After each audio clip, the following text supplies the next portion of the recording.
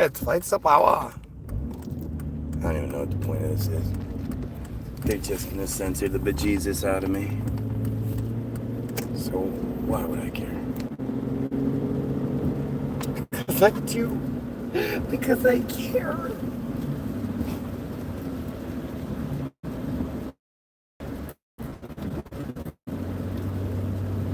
Shit is wild. You know that I was watching the Tucker Carlson 9/11 thing, part 1, this morning. And why, Tucker Carlson is a made man. He's who he is because they want him to be who he is. He's the guy that they want him to be, that they need him to be. He pushes the narrative they want pushed. And, here we are 25 years later, 24 years later, talking about 9/11 in the most, truth or light kind of ways,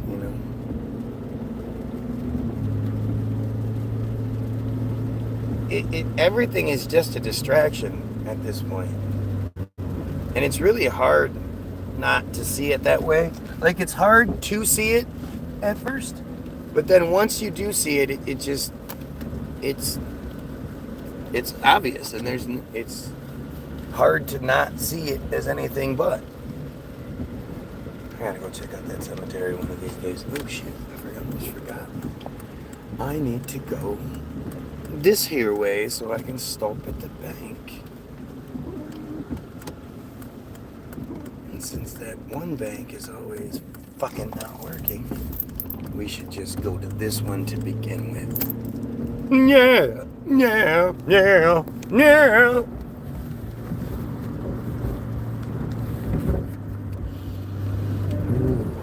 Ooh.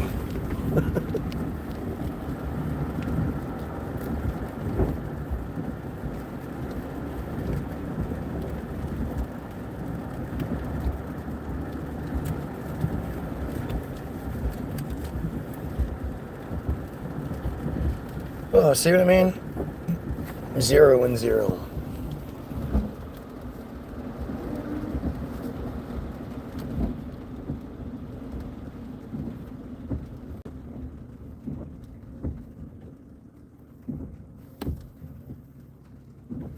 I just don't know anymore, guys.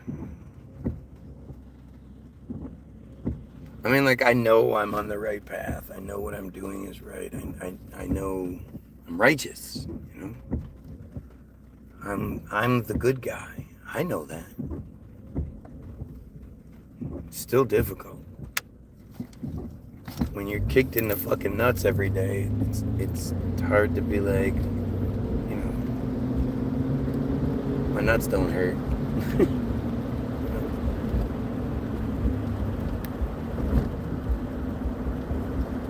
It's crazy. Just trying to figure things out, trying to figure people out, trying to figure out how to make this work. How did we get this way? And how do we fix it? It's a difficult task. It's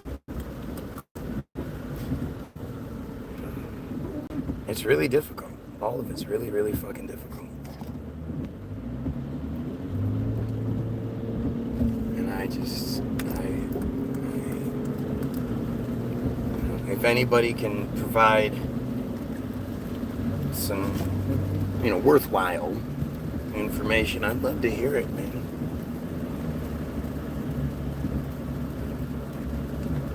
The Charlie Kirk thing, I mean, every day it seems like it's more obvious that they're lying. They're just lying. And they're lying about, and the fact is, because they're lying and because we live in this time that we live in now, like things that, 9/11 couldn't have happened now.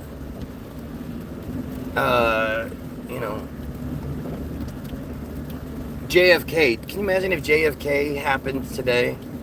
with all the cell phones that would have been out and would have seen everything. I still want to know where all the cell phone videos are from the Kirk thing.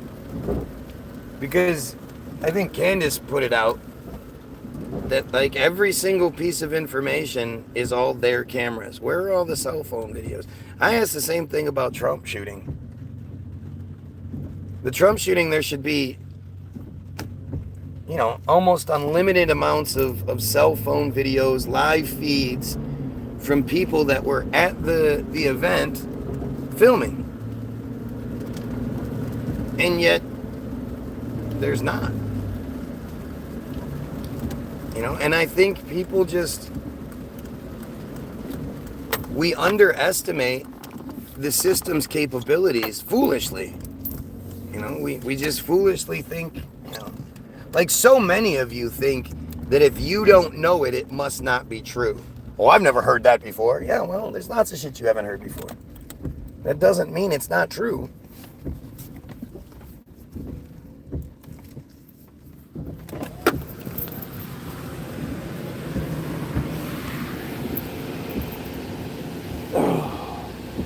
This ain't no place for no heroes.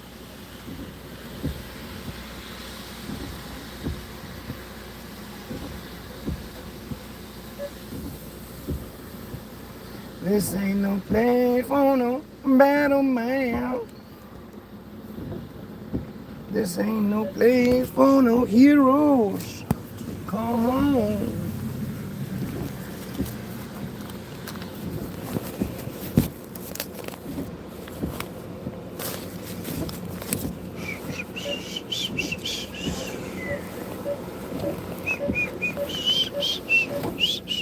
What's up, Caron? Caron. Oh, yeah, Caron. It's so good to see you.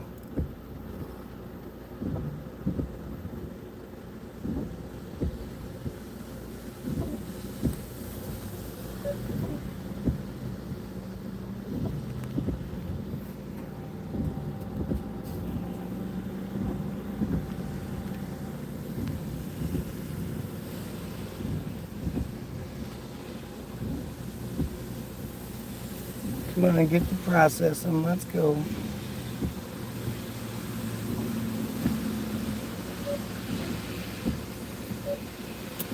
Oh shit, I did. Oh man, what am I doing?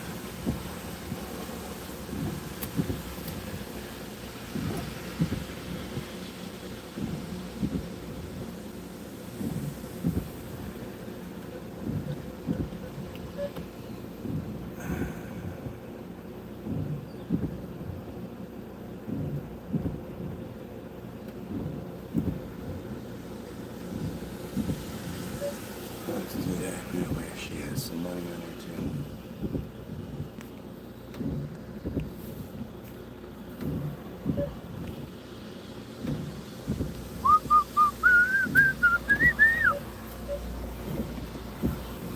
Talked to Charles today.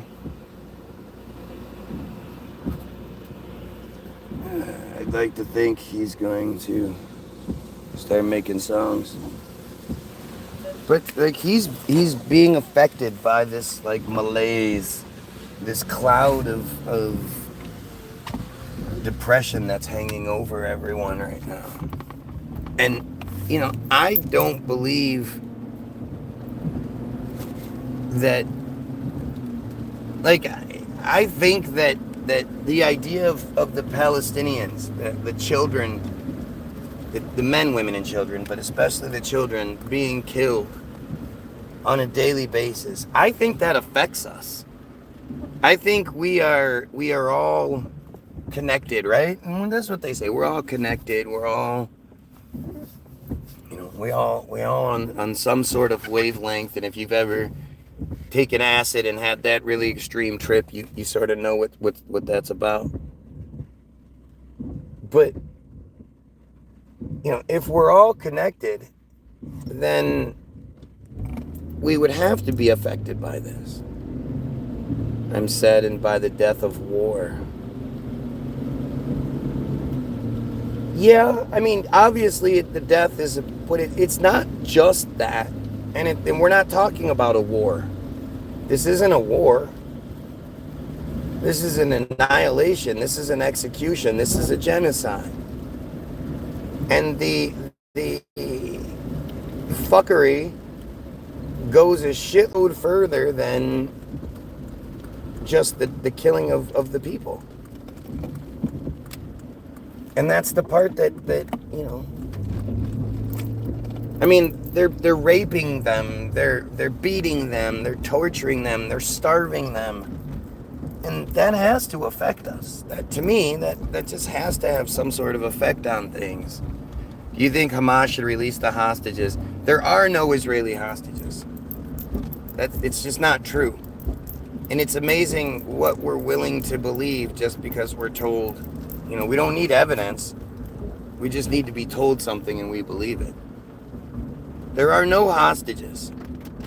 No Israelis were killed and no Israelis were taken hostage on October 7th. It is a false flag. You know, to the highest order, it's a false flag. And the thing is, you can't prove I'm wrong in any way, shape, or form. You might get mad at what I say, but do you understand why? Do you ask yourself, well, why am I mad at what he's saying? The reality is, Israelis the case, right? You should not want to believe that 1,129 people were killed in Israel, not Israelis, people in Israel killed. And you should not want, you know, what? How could everyone possibly participate? The families, the witnesses. What are you even talking about? What witnesses? And if we're talking about 200 hostages, 200 whatever, that's really not that hard to fake. The families and shit. I mean, again, it's when you have a society that's built on lies and deception from the beginning, and you say, listen, as a whole, we need to lie to pull it, they're going to do it. We are all connected. It's undoubtedly affecting us. After all, the image of those bodies and faces of those human beings, right? But not just that, just on a like an energy level, it has to be affecting us. But as far as the hostages go, like, again, what proof do you have? You say, how could they all, you know, how could they fake it? How could they get everyone to participate? It's easy. You know, what are you talking about? 500 people, maybe?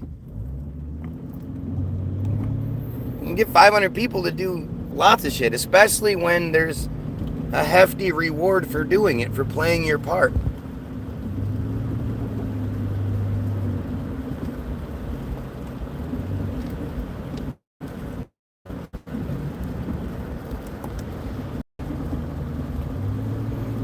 It's our perception is just manipulated. If there were hostages, why would Israel just be bombing indiscriminately wherever, just bombing everything? How do they know they're not hitting hostages? When right off the bat, when Hamas said, hey, we'll give up all the hostages, just stop bombing us, Israel responded by bombing more, saying fuck that, and bombing more. It's being used to reinforce building. That jetty alone makes my blood run cold.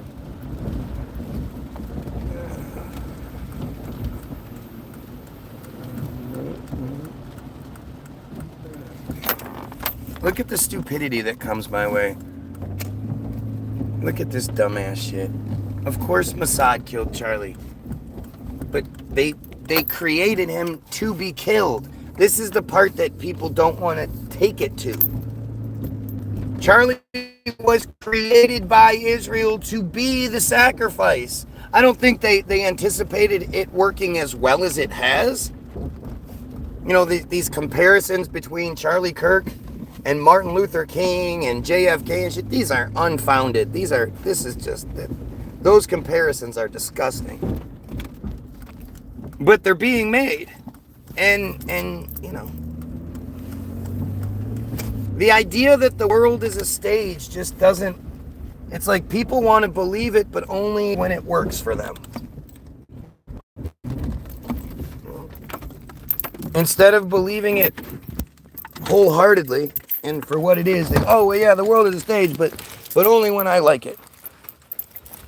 The hardest part is to look at the things that you like and call them out too.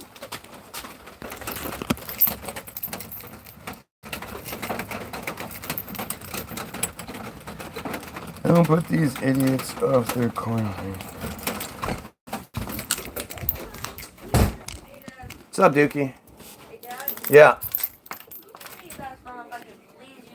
Dude, not even doing that.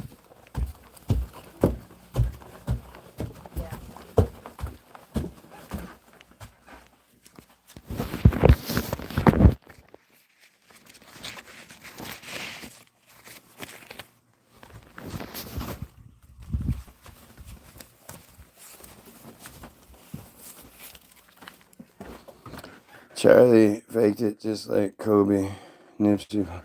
It's all a big lie. Yeah, I, you know, when you look into the Kobe Bryant thing, and you realize, like, where was the funeral? Where was the funeral? How did that work? I'm really supposed to believe that Kobe's wife, quote, called the media and asked them not to show up, so they did, or so they didn't? Do you not see how unbelievably stupid that is?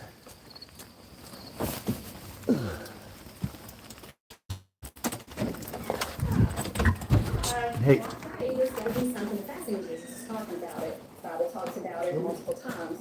So let me try this fast thing. I'm ready to take my relationship to the next level. Let me go on a 3-day fast. There's the Daniel fast. There's all kinds of fasts, and there's books about it. This ain't no fast for no hero. When I came out of it, I felt This ain't no fast for no better man. But what's This ain't no fast for no hero. Jesus, when I'm on a longer fast, what is that an experience? And you can take your relationship To come.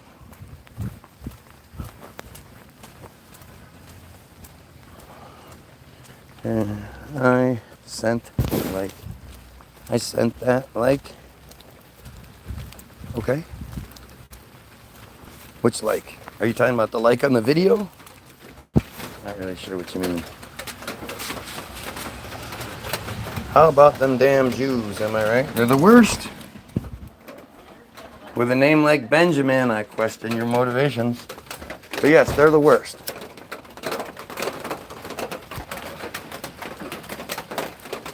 And until we realize, like, it's okay that we say that. So many people think it's not okay for them to say stuff like that. Right? And it's just wild. Like, why do you believe that? Why would anyone believe that anyone is off limits? That's foolish.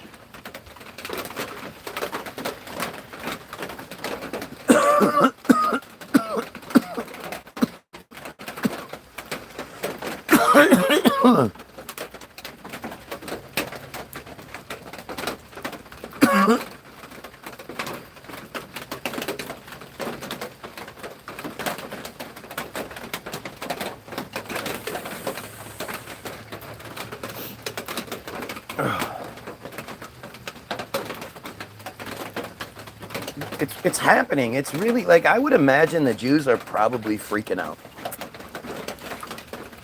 I would imagine they're seeing how everything's sort of working and they're freaking out. Michigan. Yeah, we have warmth for another couple weeks, and then it's just going to get cold, and then it'll stay cold, and it sucks.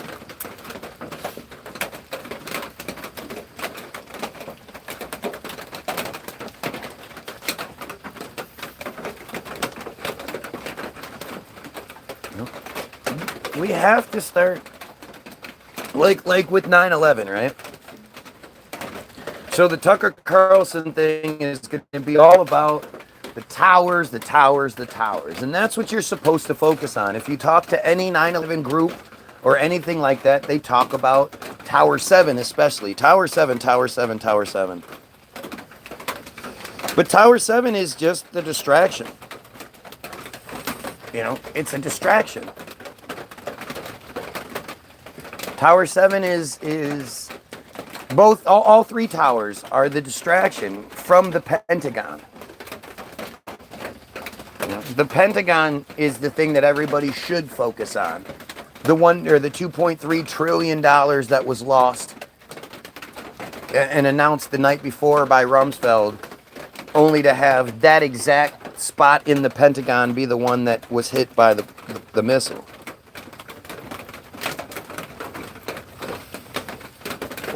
Right on. You'll be close to me one way or another. Whether you do the Port Huron thing or the Detroit thing, you're going to be close. Wish you luck on your travels. But what's something that it's never talked about is, do you guys, like, how many of you are old enough to remember 9/11? Right? How many of you are old enough to, that not only do you remember it, you weren't a kid, you saw it with adult eyes and you saw it live, or at least the presentation that was said to be live, right? So when you watched it, if you remember, they were saying, "Oh my, we're fearing 8 to 10,000, maybe even 15,000 people are dead." And that's because that's who it should be. You know, that's what should have happened. If this was a normal work day and everybody that showed up for work that day, that shows up for work, showed up like they're supposed to, then it would be, you know, it would be horrible. It would be a 15,000, 8 to 10,000 at least should have died. The fact is, only, and I say this, knowing what I'm saying, but only about 3,000 people died. And the thing is, when you look at how many Jews died, they don't even give you an exact number. They say it's between 240 and 300 or some shit like that. Which makes no sense. Why would there be an approximation? Right? Why would there be any sort of guess as to how many people died, how many Jews died on that day? Shouldn't there be a fucking, a pretty standard tally? Like, there shouldn't be any question. And the idea of anyone still being missing or whatever, I mean, they're dead. Just because the body wasn't found doesn't mean they're missing and hiding somewhere. They're dead. So you would know precisely exactly how many of those people dead were Jewish. It wouldn't be speculation. It would just be fact. It would just be what it is. This many Jews died. But instead, let's see. This ain't no place for no hero. This ain't no place for no better man. This ain't no place for no hero to come home.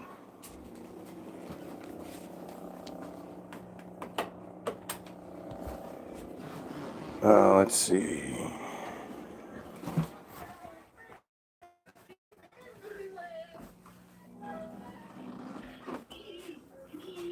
They say, yes, many Jews were among the victims who died on September 11 terrorist attacks. The false and anti-Semitic conspiracy theory that no Jews were killed in the attacks has been widely debunked. And I'm not dumb enough to say that no Jews were killed. Well, there are low-level Jews, no doubt about it.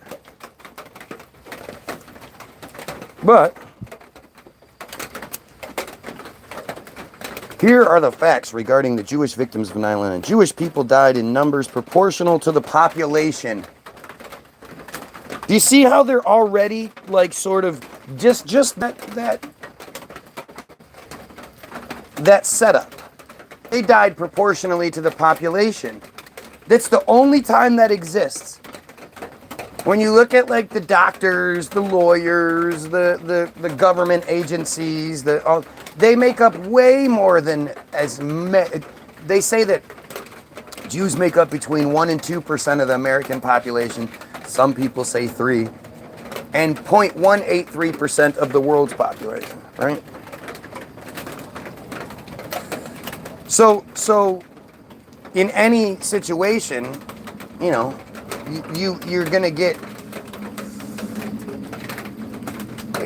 I mean, out of every 100 people, you're gonna get what, 2? That would be sort of that would be how it would work out proportionally. But you literally never see that. But this says Jews died in numbers proportional to the population. Well, let's be realistic here. First of all, we're talking about New York. Secondly, we're talking about Manhattan. Third, we're talking about the World Trade Center, where it's mostly Jews that work there.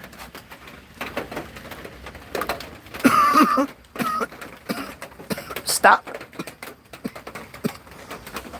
All the stockbrokers and all that bullshit, right? The theory claimed that Jewish employees were forewarned and stayed home, but research shows that the proportion of Jewish people killed in the World Trade Center was broadly consistent with the percentage of Jews in New York's population.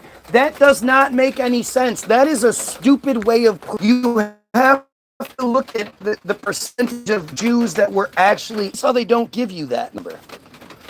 Estimates place the number of Jewish victims in hundreds, while the exact number is difficult to determine. How?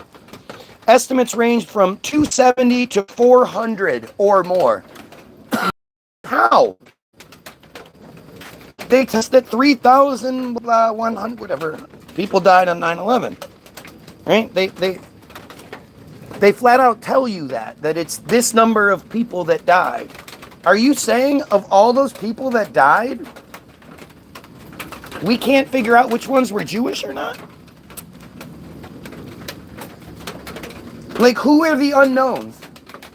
Who are the ones where they're like, well, we don't know if this Finkelberg was Jewish or not? Many Jewish victims and heroes have been identified by name. The casualties include Jewish workers in the tower, passengers on the hijacked plane, and first responders, including firefighters. Oh yeah, all those Jewish firefighters. I'm sure there's tons of them.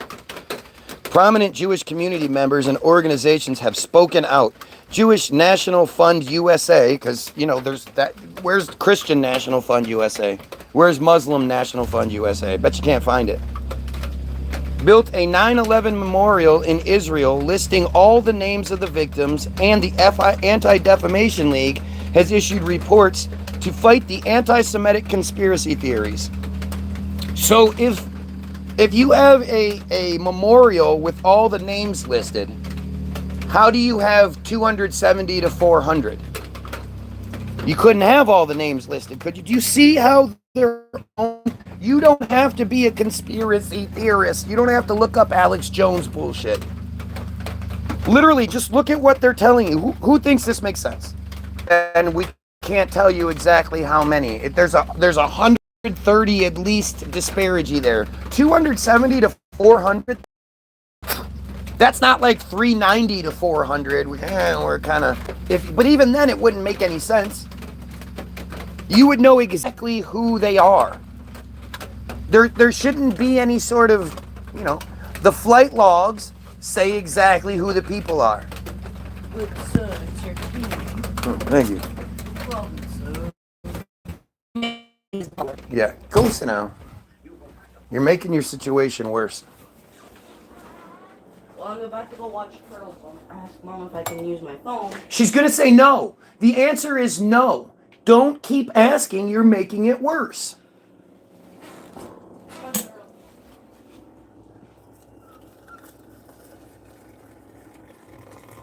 He stayed home today because he's on the last day of being sick. And his mom didn't want him staying home, but I fought for him. Well, he doesn't feel good, let's let him stay home. And so she's like, fine, if you're going to stay home, you can't have your phone. And he's not happy about it.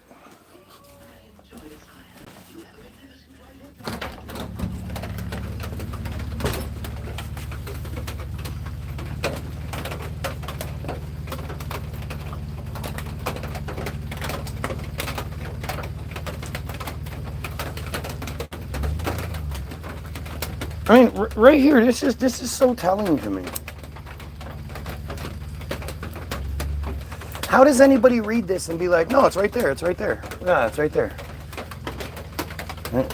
What part about this makes sense? How do you have a memorial and you don't know exactly how many people it was? The conspiracy theory is a form of anti-Semitism. You are correct, right? I don't deny anti-Semitism. I'm proud of my anti-Semitism because I know what Semitism means. And Semitism is policy or predisposition favorable to Jews. Policy meaning the rules and regulations. Predisposition meaning how you're like. Again, I have to explain this every time because it's actually deeper than you think. It's not like it's pre-programming. You were programmed to think this way. Your predisposition is if you know your whole dad's side of your family has cancer. Or your dad, your brothers, your uncles, whatever, his dad, you know, all the family members on your dad's side end up with cancer. You are predisposed to having cancer. That's what that means.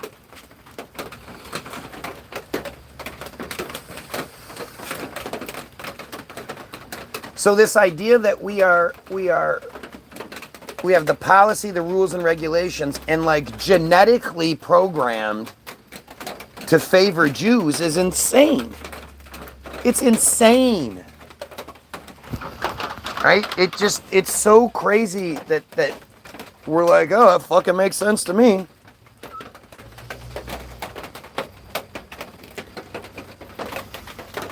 Causing 2,996 people, the death of 2,996 people, including 19 hijackers.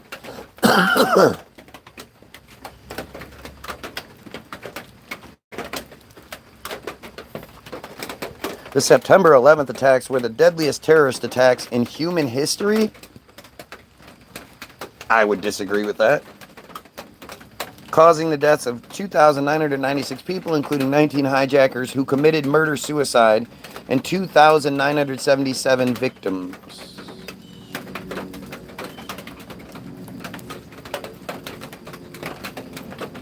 I always thought the number was more than 3,000. I didn't know it was 2,996 total.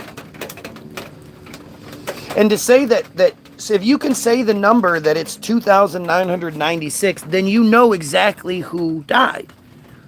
So there shouldn't be any 130 people disparity between how many Jews it was.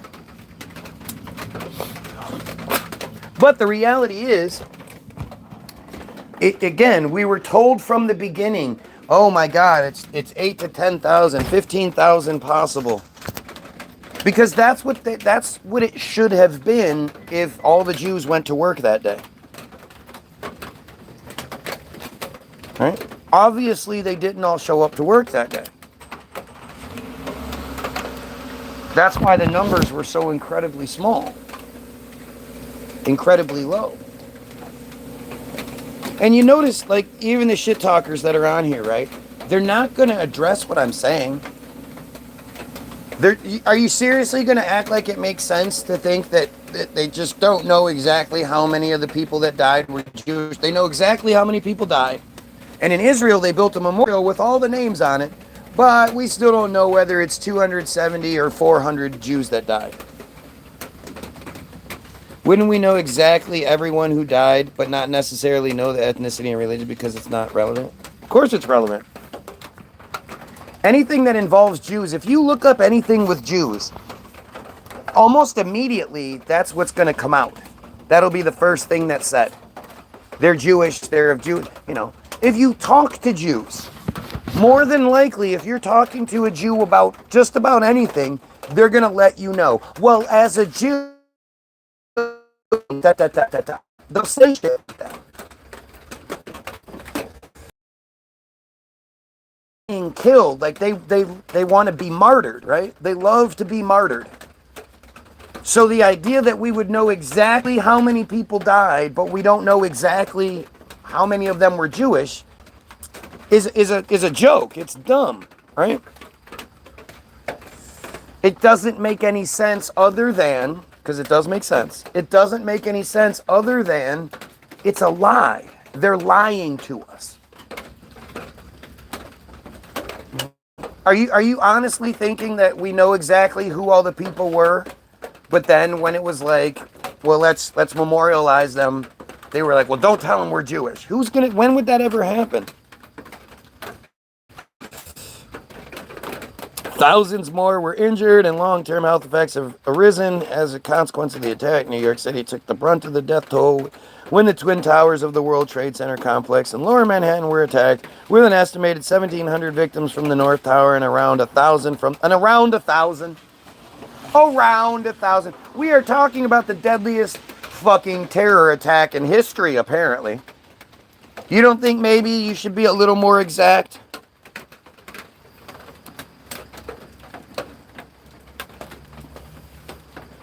"200 miles southwest of Arlington County, Virginia, another 125 were killed at the Pentagon." You never hear about that. Who were the people killed at the Pentagon? The remaining 265 fatalities included 92 passengers and crew of American Airlines Flight 11, and the 65 aboard United Airlines 175, the 64 aboard American Airlines Flight 77, and the 44 aboard the United Airlines 90. The World Trade Center alone made September 11th attacks the deadliest acts of terrorism in human history. That is such arrogant shit to say. Most of those who perished were civilians, except for 343 members of the New York Fire Department and New York Fire Patrol, 71 law enforcement officers who died in World Trade Center and on the ground in New York City, 55 military personnel who died at the Pentagon in Arlington, a U.S. Fish and Wildlife Service officer who died when Flight 93 crashed into a field near Shanksville, where the plane hit him.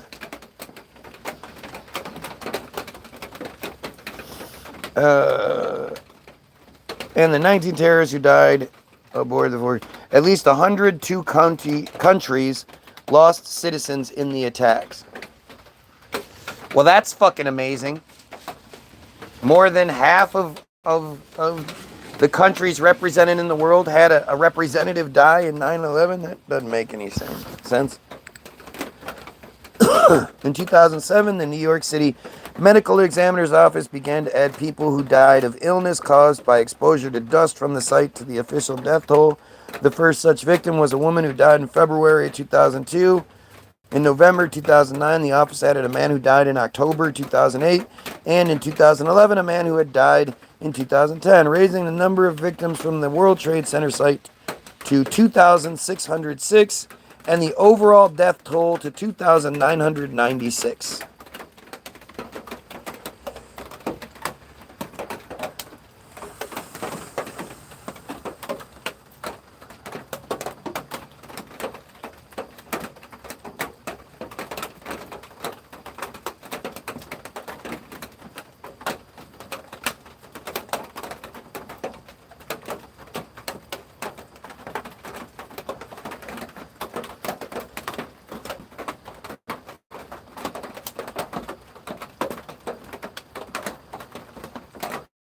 A total of 2,606 people who were in the World Trade Center on the ground perished as a result of the attacks and the subsequent collapse of the towers. This consisted of 2,192 civilians, including 8 EMTs and paramedics from private hospital units, 343 members of the New York City Fire Department, FDNY, and 71 law enforcement officers, including 23 members of the New York City Police Department, NYPD, 37 members of the Port Authority Police, PAPD, 4 members of the New York State Office of Tax Enforcement, OTE, 3 officers of the New York State Office of Court Administration. See what I mean? Like, look at how they're breaking this down, right? Right? Think about that. We're getting all these exact figures for everything else. But we just don't know exactly how many Jews died. 1 member of the FBI, 1 member of the New York Fire Patrol, and 1 member of the U.S. Secret Service. This total includes K9 Cirrus, a Port Authority bomb-sniffing dog. The average age of the dead in New York City was 40. That should tell you a lot. The youngest victim was Christine Lee Hansen of Groton, Massachusetts, a 2.5-year-old girl who was a passenger on Flight 175. Jesus. It's a good thing I don't believe it. The oldest was Robert Norton, an 85-year-old retiree from Lubbock, Maine, who was on Flight 11. In buildings, the youngest person was 18-year-old Richard Allen Perlman. Dick Allen Perlman, a volunteer medic. And the oldest was Albert Joseph, a 79-year-old maintenance worker for Morgan Stanley. 10 pregnant women and their unborn children were killed in the attacks as well. Other victims include Bill Bigart, a photojournalist, Keith A. Glasgow, an actor. Who the hell is this guy?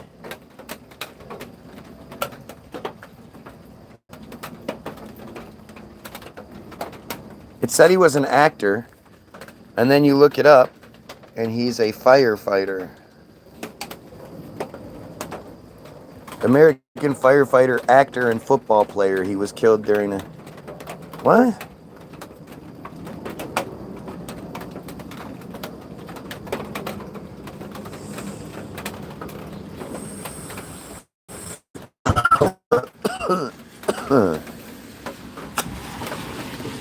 Why would it refer to him as an actor instead of a fireman? He was a fireman. Nazim Hafiz, who played for the Guyana national cricket team, Iman McInerney, a Hall of Fame lacrosse player, and Dan Trant, an NBA basketball player.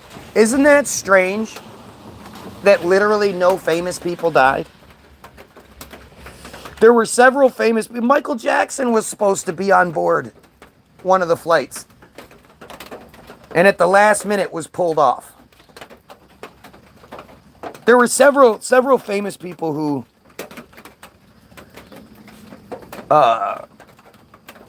supposedly were set to aboard the plane and at the very last minute pulled off for no real given reason. The exact number of civilians and emergency workers killed in the North Tower is not conclusively known, but an estimated total of 1,600 is the consensus. Between 1,344 and 1,426 of these individuals were above the 91st floor when Flight 11 crashed between floors 93 and 99 at 8:46 a.m. So, let's think about that. There were at least 13 people in the 6 floors between, or I guess 8 floors between 91 and 99. I don't know how many stories it actually is. Maybe it's probably a few. But just think about, like, so those offices were seemingly full, but all the other ones weren't.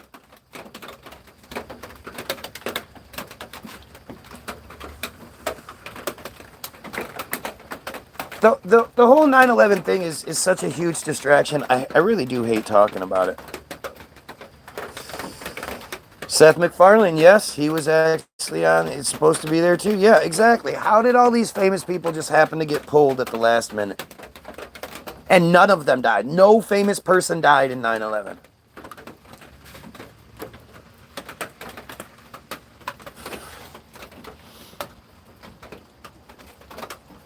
Hundreds in the path of the impact or the ensuing flash fire were killed instantly. Some were fatally burned hundreds of feet below as the elevator shafts channeled burning fuel down as far as the lobby where it exploded, which is just fucking stupid. And there was the explosion before the planes hit, but we don't talk about that. You know who told the Seth MacFarlane story about Seth MacFarlane not being on a plane? Okay.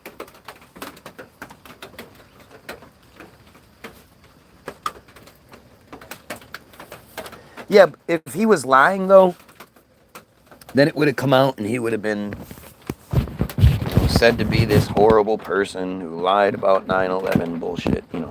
That would be a terrible career move for him.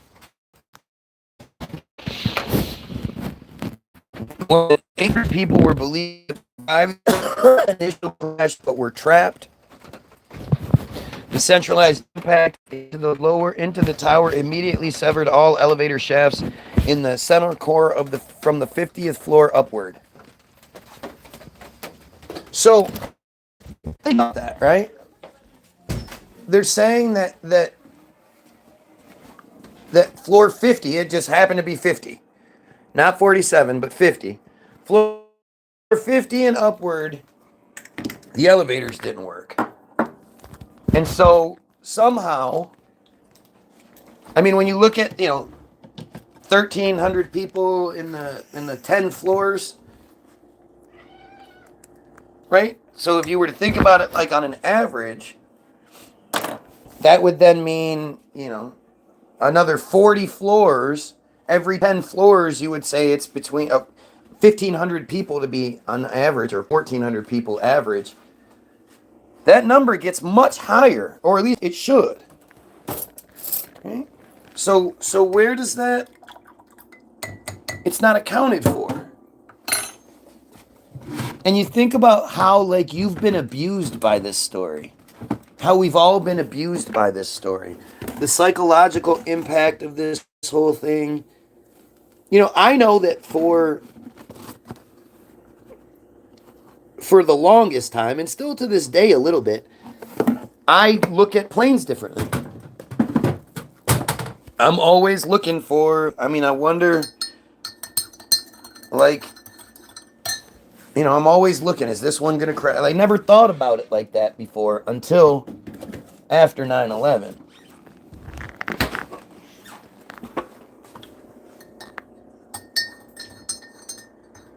But to think about how we've been affected by this, the Patriot Act being issued and our rights being taken away. I used to love, my grandma would go on vacation. And when my grandma would go on vacation,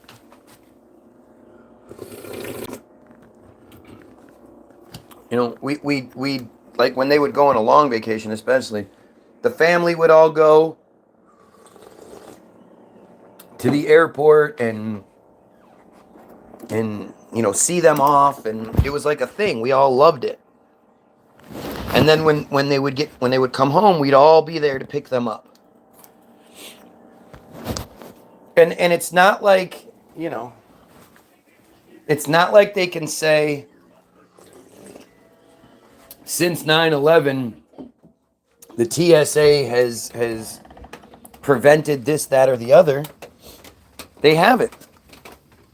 They haven't stopped any. The only real terrorist attack that they supposedly interfered with, no.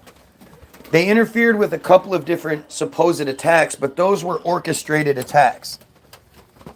They knew what they were doing, and they stopped attacks that were being carried out, or the people that were well known to the FBI and whatnot, they stopped those kinds of attacks. The only time real terrorist attacks were stopped was when we did it. There was the shoe bomber guy, right? There was two of them. One was like the shoe bomber, and one was somebody else. But those were attacks that were prevented because civilians stopped it. They had gotten past the TSA and all that shit.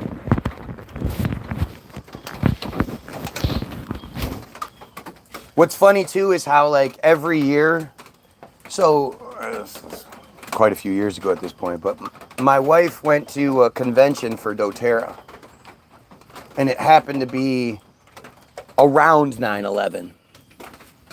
And looking at her plane ticket, there was something called 9/11 insurance. And it was like $11 or $12 or something added to the ticket for 9/11 insurance. Like, because something happened on 9/11, the terrorists, why would anyone ever try to do another attack on 9/11? Do you know how stupid that is? And that's not what terrorists do. The first time the trade centers were bombed all those years back in the 90s, that wasn't on September 11th. And they didn't like, oh, well, let's just do it again. It's bullshit. It's such bullshit. And they make so much money off of it. If every single ticket, I don't know if it was a percentage of the ticket cost, or it was just a flat fee. But just think about how much extra money they're making charging people. I mean, if it's a percentage, it's even worse. But even if it was just like a flat $12 or whatever, they added $12 to every ticket for literally nothing. It's not like they did anything different, right? Let's see, hundreds of the bad. Oh shit, my back is spasming. Some were fatally burned, hundreds of, more than 800 people. 54. Well, all three stairwells in the impact zone were impassable. 70 people on the 92nd floor, the floor below the impact zone, were also trapped because the stairwells were destroyed or blocked by debris. Those trapped died from smoke inhalation, the fire, jumping or falling from the building, or were killed in the eventual... Oh, Jesus Christ. The eventual collapse. Although a few people would subsequently be found alive in the rubble following the collapse of the towers, none of these individuals were from the trapped floors. 24 people were still officially missing in 2006. And as of September 21st, the remains of 1,106 victims of the attacks have yet to be identified. How?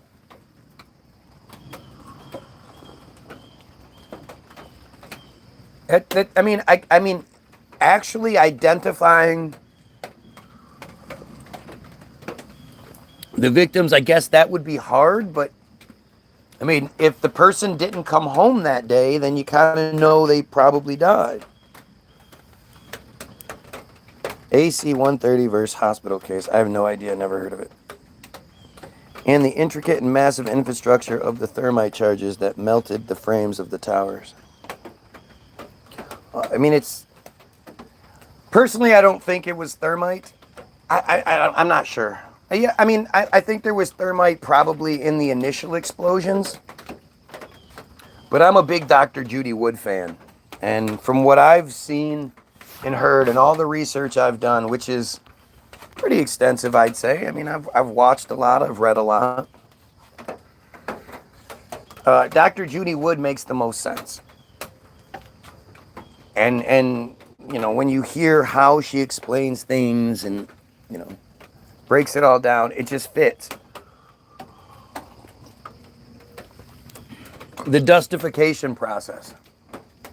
You know, it's to me it's pretty obvious. Something else happened. Hang on a second.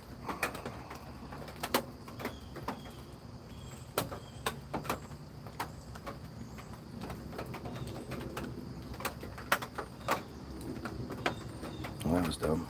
All right, let's see. Fuck. I can't believe my back is doing this right now. I'm really trying not to move.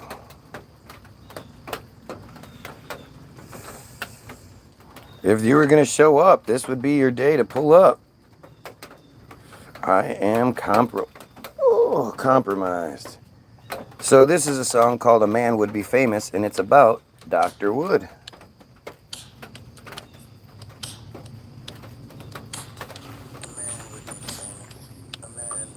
A man would be famous.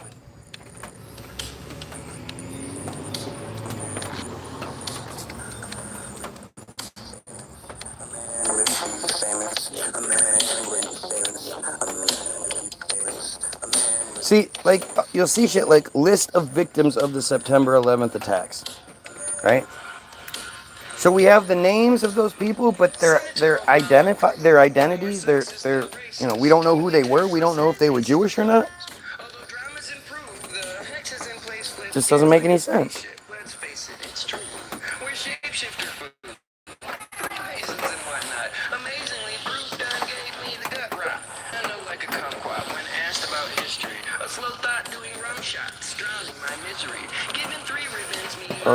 You people, 24 people were still officially missing. 24 people were still officially missing. Okay. John P. O'Neill was a former assistant director of the FBI who assisted in the capture of the 1993 World Trade Center bomber, Ramses Youssef.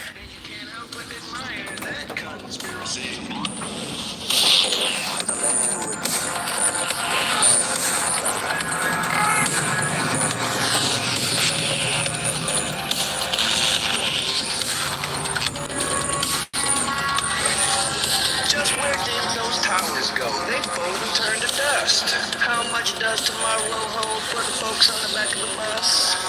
If you were told to swallow the load, would you finally be sold it's a must? The Pisces mode's outdated and old, in the golden age is us. Beautiful. Oh, fuck, man. Being old sucks.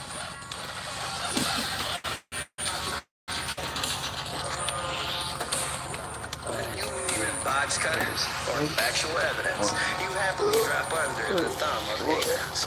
As winners sit upon the throne and as scripture switch to victor. Admittedly shown compositely marbles to question. I don't think I can do this anymore today. I think I'm done. Kratom is amazing. Why isn't Kratom everywhere? Kratom can help people get off the pharmaceuticals, and the government's done everything it can to make Kratom illegal.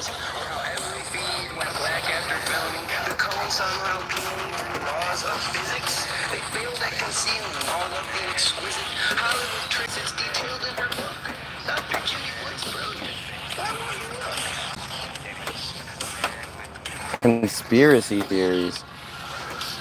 Contrary to some conspiracy theories about Jewish people being warned not to go to work that day, the number of Jewish people who died in the attacks is variously estimated at between 270 and 400, based on the last names of the dead. No, we don't know who those people are. They weren't like given condolences and all that kind of shit. The following list details the number of deaths reported by companies and business premises at the World Trade Center. The list includes World Trade Center tenants, visitors, independent emergency responders, as well as some of the hijacked passenger victims. This list only includes 2,117 of the victims. Why is that in the conspiracy theories part?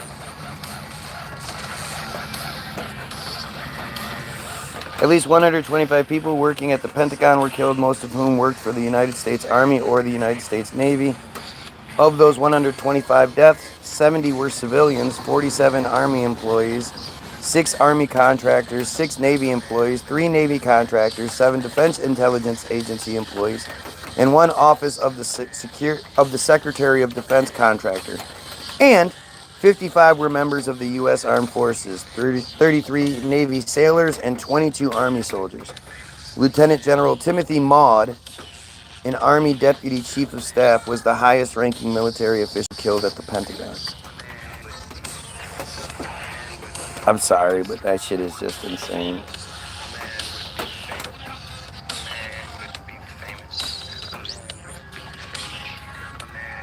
They built the Pentagon in less than 2 years. Holy shit. No fucking way. No way. Do you know when the construction started on the Pentagon? I'll give you one guess.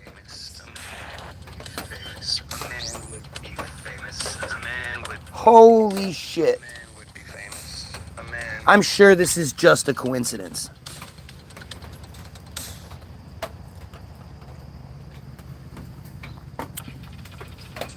Come on, guys. Obviously, it's not from the 80s. It happens to be built just before that time where, like, we started making normal buildings. The Pentagon, it seems like an old world building to me. Construction started on the Pentagon. Seriously, I can't even fucking...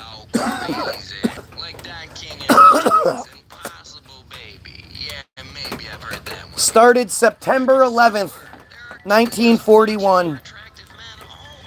Completed January 15th, 1943. So just a little bit over a year. Yeah, a year and 4 months or so. Cost $83 million, equivalent to $1.33 billion in 2023. You have to be fucking kidding me.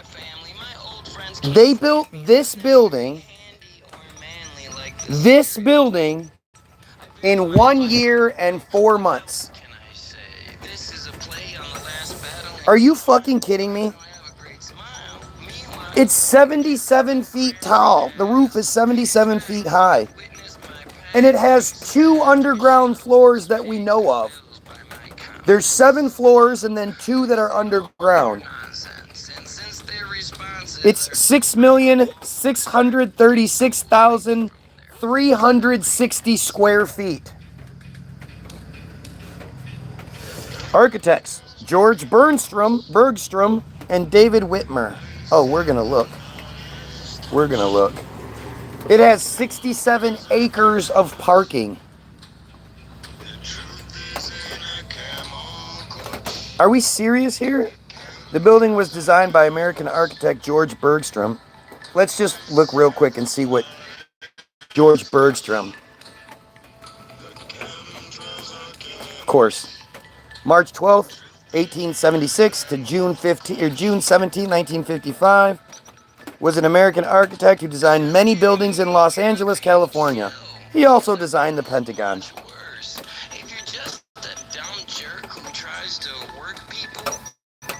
George Edwin Bergstrom was born in Neenah, Wisconsin, of Norwegian immigrant ancestry. His father, George O. Bergstrom, was a prominent businessman and local politician. The Bergstrom's home, now known as the George O. Bergstrom House, is listed on the National Registry of Historic Places. That's weird. That bad boy, huh? George Edwin Bergstrom attended Phillips Andover Academy and was in the Yale University class of 1896. How much you want to bet he's skull and bones?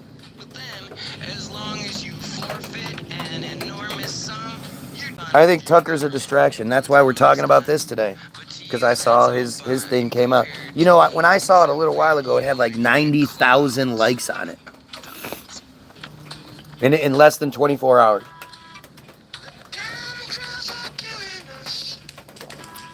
He earned a Bachelor of Science degree from Massachusetts Institute of Technology in 1899. So where the fuck did he learn how to be an architect? Phillips Academy, also known as Phillips Academy Andover, is a private coeducational boarding and a day. The fuck is a boarding and a day? College preparatory school located in Andover, Massachusetts, a suburb of Boston. The academy enrolls approximately 1,150 students in grades 9 through 12, including postgraduate students. It is part of the 8 Schools Association. So this is the logo. Would you proudly disgrace the base of your argument, 2, 4, 6, 8, 9 of those. 2, 4, 6, 8, 10, 12, 14, 16, 18, 20, 22, 24. What's non-CB mean? Finis origin pendant. Sigil Philip Academy Andover. MDCCLXXVIII. Wow, what is that? That's a huge number.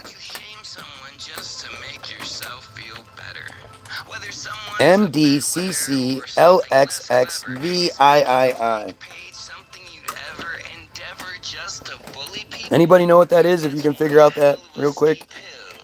MDCCLXXVIII. What number is that? Established in 1778. 2 years after America.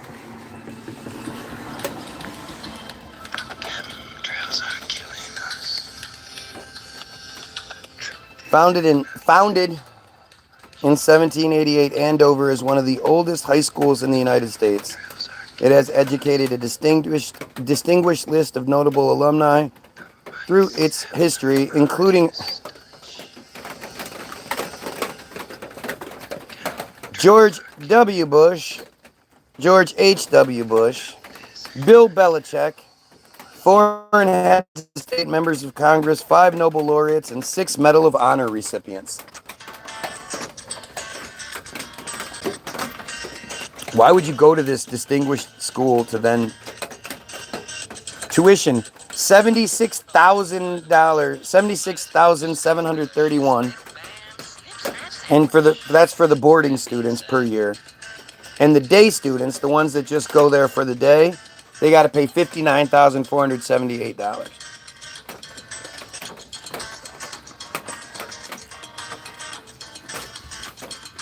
I mean, it sounds like I'm just making this shit up to fit the narrative, doesn't it? I would have gotten off of here a while ago at this point if this wasn't so fucking crazy.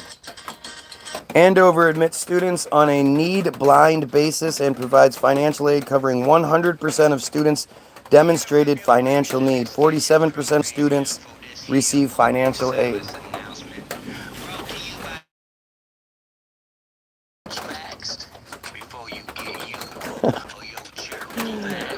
Right, because of course, it's in an old world building.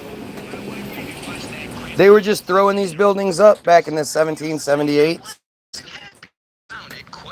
Phillips Academy is the oldest incorporated academy in the U.S. It was established in 1778 by Samuel Phillips Jr., a local businessman who hoped to educate Calvinist students for the ministry.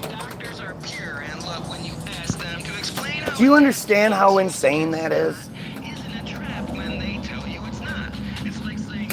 Like, it's embarrassing.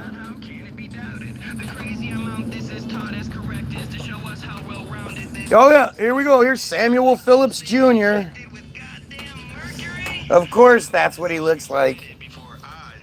Born February 5th, 1752. Died February 10th, 1802. Exactly 50 years old. Merchant, manufacturer, politician, and founder of the Phillips Academy in Andover. Phillips is considered a pioneer in American education.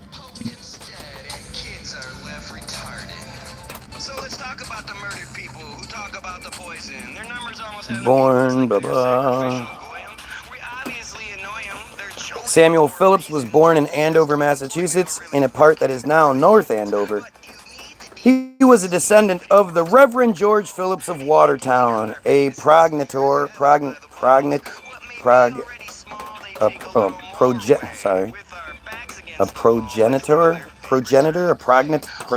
don't know, of the New England Phillips family of America. The New England Phillips family.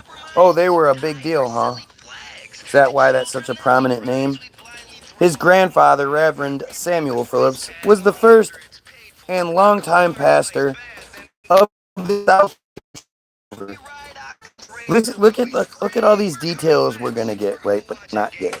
A graduate of Governor Drummer Academy. Governor Drummer Academy is a co-educational college preparatory day and boarding school in Byfield, established in 1763 in memory of Massachusetts Governor William Drummer. Governors is the oldest boarding school in New England. So back at the beginning, I talked about a TV show, and if your head's now spinning, Average class size 12. What? Dr. Sears had to go once he knew better and broke from his tether, saying something quite brazen, admitting he never had the It has an $87 million endowment. in its true light. The disgust on his face sends visions of fright right into my sight. Governor educates approximately 400 students in grades 9 through 12, roughly 60% of whom live on campus. Its campus covers 456 acres and is 33 miles north of Boston. So this school is older than the school we're talking about. Yet the school we were talking about is said to be the oldest school, high school. But this one is saying it puts through grades 9 through 12. So this is a high school. Start over. I like my amenities. I like not being sick. 1763, the Drummer Charity School was founded in memory of William Drummer. 1761, who served as the acting governor of Massachusetts from 1723 to 1728. A widower with no children, Drummer bequeathed his family farm in Byfield, Massachusetts to Charles Chauncey, Thomas Foxcroft, and Nathaniel Drummer, with instructions to establish a free grammar school. This is so stupid. Maybe you might want to stop poisoning your children. The school opened in March of 1763 with 28 boys, and Samuel Moody as the first preceptor or headmaster. Byfield residents attended the school for free until 1837. Governors is the oldest boarding school in New England and the third oldest boarding school in the United States, after Maryland's West Nottingham Academy and Philadelphia's Linden Hall. At times, the academy has billed itself as the oldest continuously operating boarding school in the U.S. However, it temporarily shut down several times. The school was founded to prepare students for college. Although William Drummer was a graduate, his brother Jeremiah attended Harvard and provided early support to Yale. Oh, of course he did. William foresaw a need for college preparatory schools in outlying areas, including Essex County. Most prep schools at the time were concentrated near Boston. Under Moody, 2/3 of Drummer students commuted to campus from nearby communities. You know, because back then, traveling was super easy to do. I mean, just think they 28 kids was graduated or attended the first. There were only 28 high school students in the entire area. However, the most historically notable aspect from Drummer School is its boarding program. For the first 15 years of Drummer School's existence, it was the only boarding school in Massachusetts. Wow, it's just so weird. It was the first school of its kind in America to operate on-campus residential faculties for boarders who comprised the remaining 1/3 of the student body and lived in Governor Drummer's old mansion. Today, Mansion House serves as the headmaster's residence and plays a regular role in the student life. They've been stacking the deck since debt became currency. Mansion House. That's Mansion House. That's not a bit redundant or anything, is it? Mansion House? Yeah, I want to buy a mansion house. The curriculum focused on instruction in Latin, Greek, and the classics, with supplemental teaching in sacred studies, basic math, and English. The main thing was teaching other languages, and then sacred studies, whatever sacred studies are. What the fuck are sacred studies? Basic math and English. Universities considered classical studies integral preparation for college until the turn of the 20th century. From 1768 to 1790, when Moody retired, the drummer school educated 25.5% of Harvard's 501 graduates. That's huge. That is fucking huge. 25% of the people that graduated from Harvard over that 22-year period are from this one small high school that only takes 28 people? Are we serious right now? The drummer school lost its monopoly on both Essex County and Massachusetts in 1778 when drummers alumnus Samuel Phillips founded Phillips Academy in Andover. That's what we were just talking about. I mean, again, just think about this, right? So these people are just getting on their horses and riding their happy asses to their little thatch roofs, little huts, and then coming to college and boarding school. The Phillips Academy historian wrote that Phillips wanted to found a more distinctly sectarian, Calvinist institution, in contrast to drummer, where religion was not a central part of student life. So they weren't actually, in October 1782, the school received a corporate charter which renamed the institution to Drummer Academy.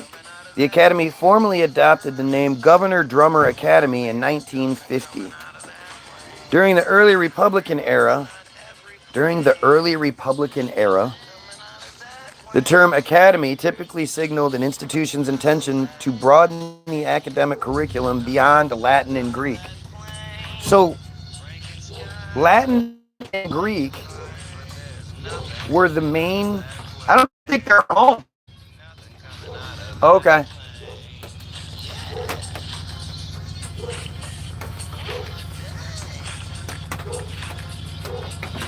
Most schools spent most of the time teaching kids Latin and Greek in early American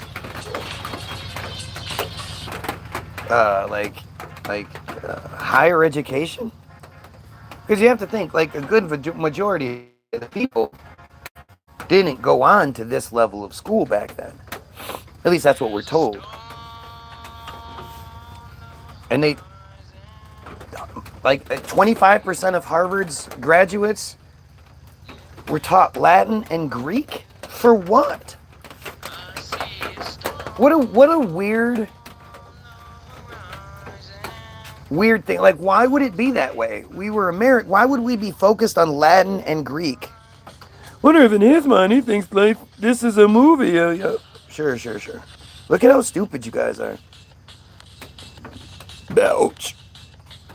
You see why, like, if you see your comments, you understand why you get ignored. However, Drummer Academy did not formally establish a non-classical course of study until 1837, and the director of the English department resigned in 1842. Wow.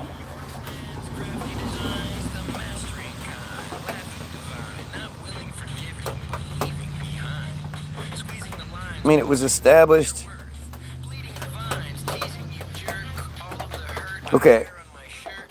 1763. So literally, like, 70 years, they didn't even have an English department, a non-classical course of study, meaning Not those two things. That is fucking crazy.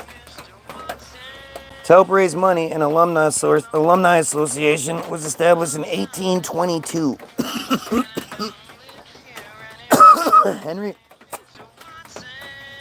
Henry Durant, 1849 to 52, ran the school for 2, according to the school historian, unsuccessful years, after which he moved to California and founded the University of California. Are we serious here?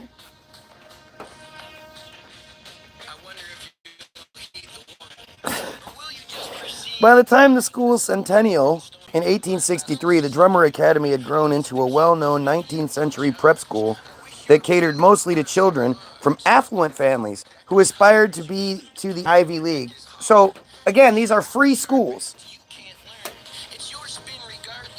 So instead of educating those who can't afford it, they might be smart, they just can't afford it. It's the affluent families. By the turn of the 20th century, however, the school had fallen on hard times, with enrollment and income down, as the school struggled under the shadow of Andover and Exeter, and other schools that had grown to become very well known and prestigious. That's fucking crazy. In 1908, Dr. Charles Ingram became headmaster and launched great efforts to revive the academy. As a result, Drummer Academy became stabilized and began again to thrive as a premier New England prep school that sent over a third of its graduates to Ivy League colleges during the period. Upon Dr. Ingram's retirement in 1930, Edward Ted Ames became headmaster, a post he held for 30 years. Everybody. Okay. With limited exceptions, the school educated only boys until 1972.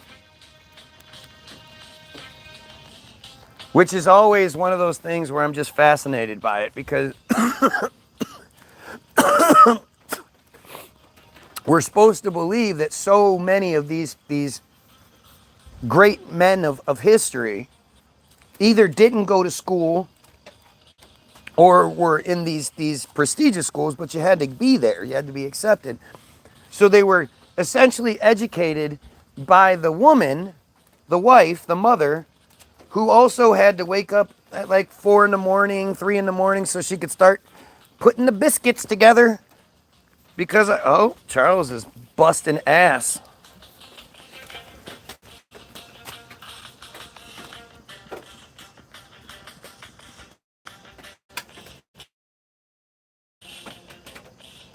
Ha, he did it. All right.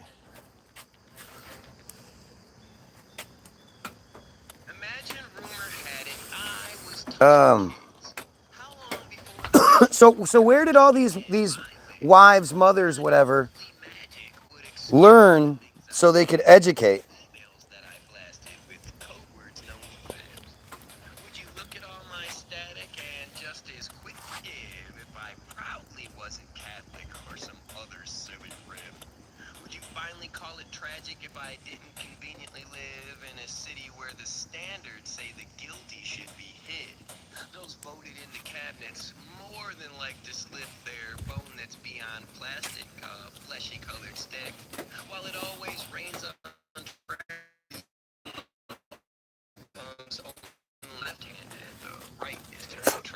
I have 1 watcher and 4 likes. Totally makes sense. In December 2005, the Board of Trustees voted to change the business name Academy. According to the Washington Post, the school's name was frequently fodder for all manner of insulting puns. Some students and alumni resisted the change, questioning why the Academy should let shallow teenage jokes supersede tradition. Wait, in 2005, a Board of Trustees voted to change the business name of the Academy to the Governor's Academy. Its legal name remains Governor Drummer's Academy. A marketing company had found that the name Drummer was deterring prospective students from applying. The Dumber Academy? Is that what it is? That's so stupid. From 2017 to 2024, Governors has been conducting a large-scale fundraising campaign which seeks to raise $100 million, including $23 million to support financial aid. Well, what's the other fucking 73 million or 77 million for? Or, sorry, 78. No, 77 million. Notable alumni. Wentworth Cheswell, the first African American elected to public office in the United States from 1765. Come the fuck on. Theophilus Parsons, 1765, Chief Justice of Massachusetts. Eliphalet?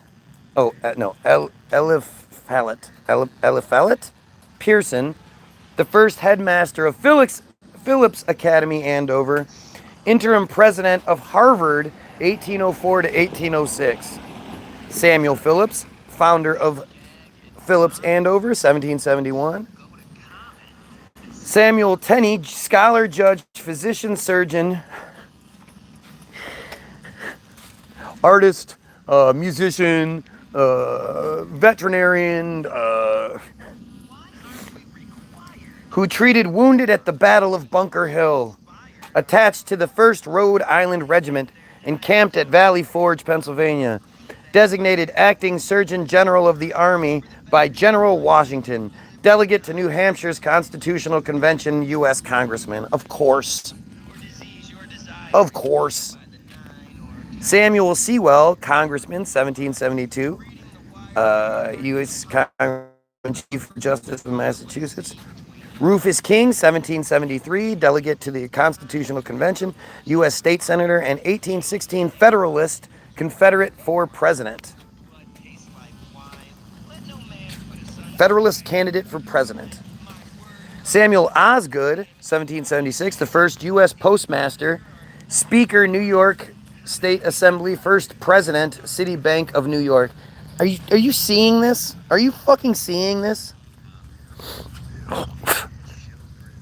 Edward Preble, 1776, U.S. naval officer during Revolutionary War and thereafter commanded the USS Constitution during the war with Barbary pirates. Do you remember the war with the Barbary pirates being taught to you in school?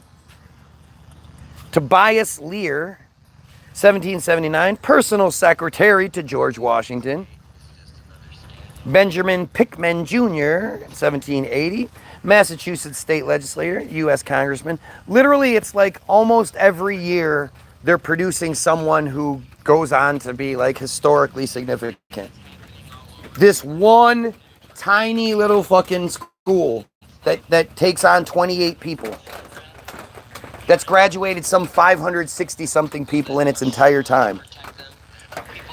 Sir David Auchterlony, American Troy officer in the British Army who served in India from 1777 until his death in 1825, rising to the rank of general while helping to consolidate British colonial rule there. That's pretty significant. Joseph Willard, president of Harvard University from 1781 to 1804. Samuel Weber, president of Harvard University from 1806 to 1810. Parker Cleveland, 1795, professor of mineralogy at Bowdoin College, leading early American authority on the subject, known as the father of American mineralogy. Oh, you know what I'm saying. Mineralogy. There we go. Frederick W. Lander, Brigadier General USA, killed in action during the Civil War. Wow, we sure are jumping now.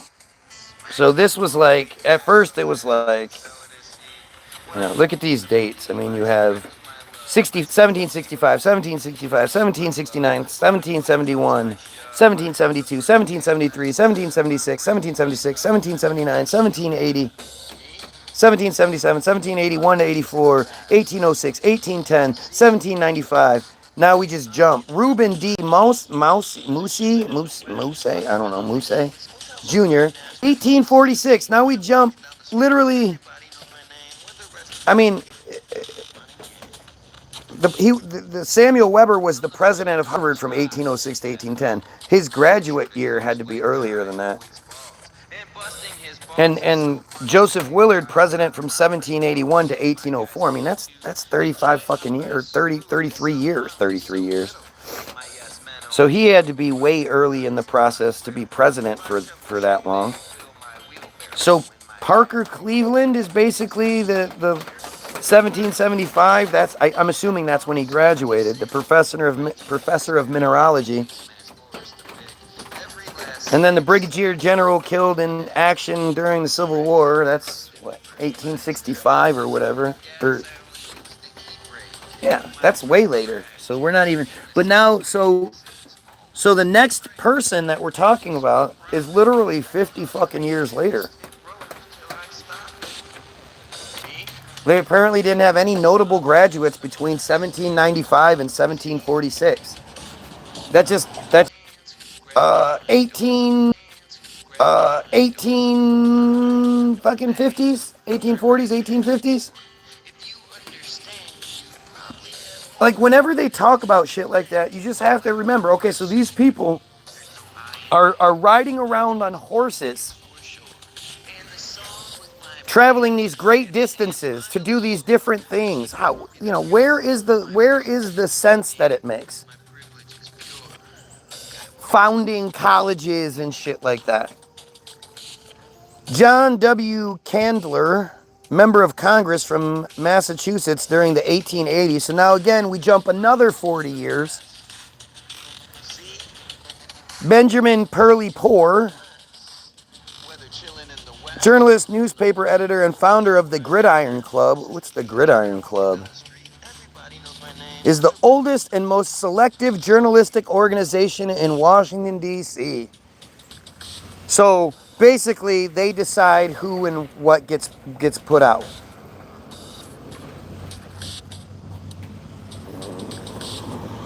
See, this is one of these things where I could just keep diving. Frank A. D. Puy, 1854 to 1977, was on several who met January 24th, 1885, at the Recklers Hotel in Washington, D.C. Let's check out this building. Oh, I guess we don't get to. Wow. Oh, this is Adolf. This took me to Adolf Klaus, German-born American immigrant who became one of the most important, influential, and prolific architects in Washington, D.C. Today, several of his buildings are still standing. 1825 to 1905. The number of buildings this guy is said to have made is just insane. He designed and built close to 90 different buildings over his career. 90 buildings? All before power tools and all that. And a lot of his shit is like these old school churches that still exist and blow you the fuck away. I mean, it's just fucking irritating, man. Yep, he just built that church, designed and built that church in Washington, D.C. Yep, that's just him. Looks just like all the churches everywhere you look. They all sort of look the same. Oh, look, he built that one, designed and built that one. Yep, you guys, yeah, you totally makes sense.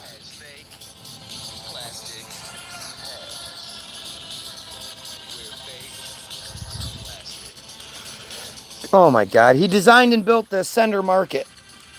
Yep, 1920. Yep, that's awesome. Yep.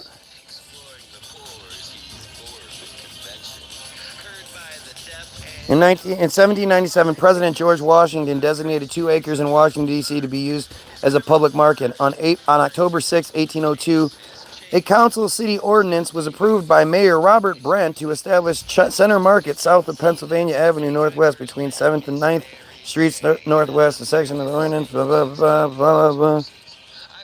Here's a general view of the market. Yep. You know, those guys on horses and shit, they're just building these insane buildings.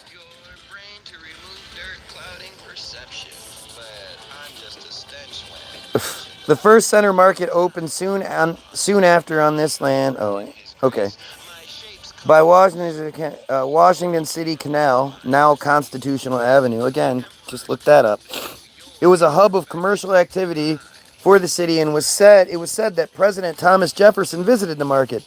Until the abolition of slavery in the District of Columbia in 1862, slaves were sold at the market. It then became a place of business for African Americans who owned some of the stalls and sold goods. 1863, Mayor Richard Wallach had Adolf Klaus and Joseph Windrich von Krumhaber design a brick structure on B Street. The two-story building was designed and construction started. By June 1864, a unanimous vote from both members of the... It was torn down, but the walls were already up and showed what a modern market could look like. A new center building was chartered, and the company incorporated by an act of Congress in May 20, 1870, and opened for business July 1st, 1872. It was designed by the same architect, Adolf Klaus, as the demolished building of 1864. At the time of the construction, it was the largest market hall in the country, 57,500 square feet, large enough to supply the rapidly growing urban population of D.C. with fresh groceries. So this is just where the groceries just appeared, huh? The 9th Street wing and arcade were added in 1888, doubling the capacity. The architect unconventionally designed the market building without alleys or driveways for traffic. By doing so, he hoped to encourage customers to stroll leisurely around the market.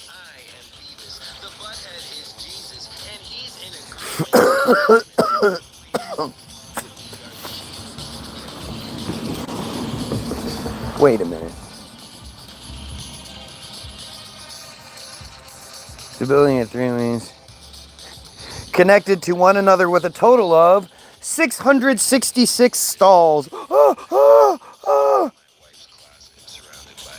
But to think about it, like, from the perspective of back then, like, you would do everything you could to avoid that. At least that's what we're told. This is the 7th Street wing, 1928. Because that was just what you did in the 1800s. You just threw this shit up like it was no big deal. And they won't give me the details on like when the buildings were built. Oh my God, look at all these pictures. Nothing easy. We challenge. And if you don't see that I am the luckiest Look, guy in the world, here's a picture from 1928 where they got all the people to leave. There's nobody in the picture. guess you don't know music, do you? Nope.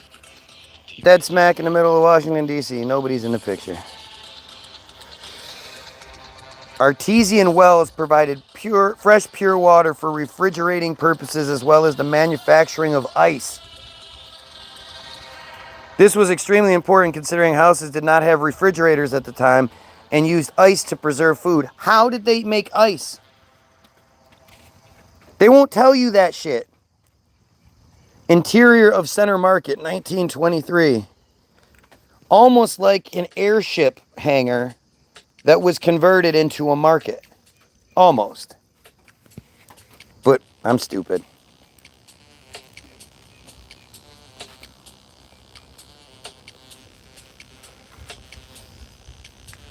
Center Market closed on January 1st, 1931. After over 130 years of activity on the state, many of the vendors moved to the new Center Market in 5th Street. The market was originally, I mean, this is just insane. It's crazy how this happens no matter what. I just randomly picked one of 90 of this guy, Adolf Klaus's fucking 90 buildings. Born in July 24, 1825 in Hillebrand in the Kingdom of Württemberg in southwest Germany, he was the 5th child of Johann Henrik Abraham Klaus, 1792 to 1857, and Anna Christine Nuez, 1796 to 1827. Wow, his mother died reasonably. She had 5 kids and then died. His father was a master builder, and young Claus set out as an itinerant. Itinerant. As an itinerant. Itinerant carpenter when he left Hillebrand at age 19. In his travels, he met and became a friend of Karl Marx. Oh my God, you're kidding me. It's like they don't even try. And a supporter of communist principles at a time of political and revolutionary ferment in Germany. He joined the Communist League and became a member of the Mainz Worker Council. The failure of the German Revolutionary Movement in 1848. You ever heard about the German Revolutionary Movement? Led him to leave Germany when he was 23, along with other 48 engineers who, along with other 48 engineers, other 48ers who immigrated to the United States at the time. 48ers? The 48ers were Europeans who participated or supported in the revolutions of 1848 that swept through Europe, particularly those who were expelled from or immigrated from their native land following those revolutions.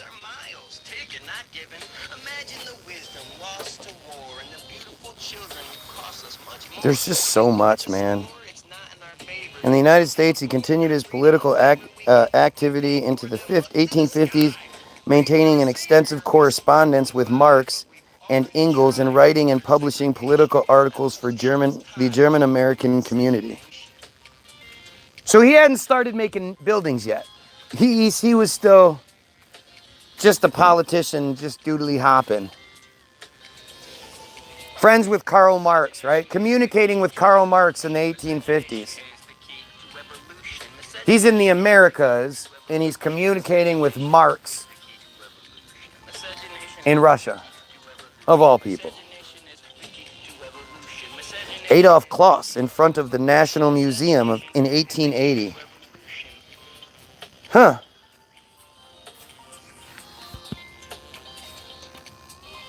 Adolf Kloss immigrated to the U.S. in 1848 at the age of 23. He crossed the Atlantic on board the Zurich, a small sailing ship, from Le Havre, France to New York City.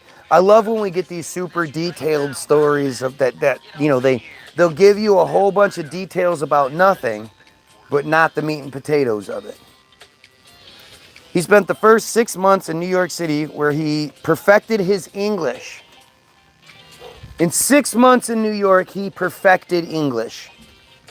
He looked for work in Philadelphia, Baltimore, and finally settled in Washington, D.C. I mean, seriously. By horseback, I'm assuming?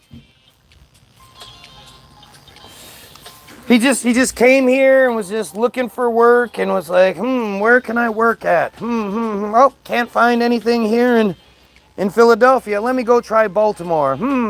Well, I searched all around Baltimore. I'm going to settle here in Washington, D.C. What kind of shit is that? Why would you ever accept these narratives as even close to being true? Do you not see how fucking stupid this is?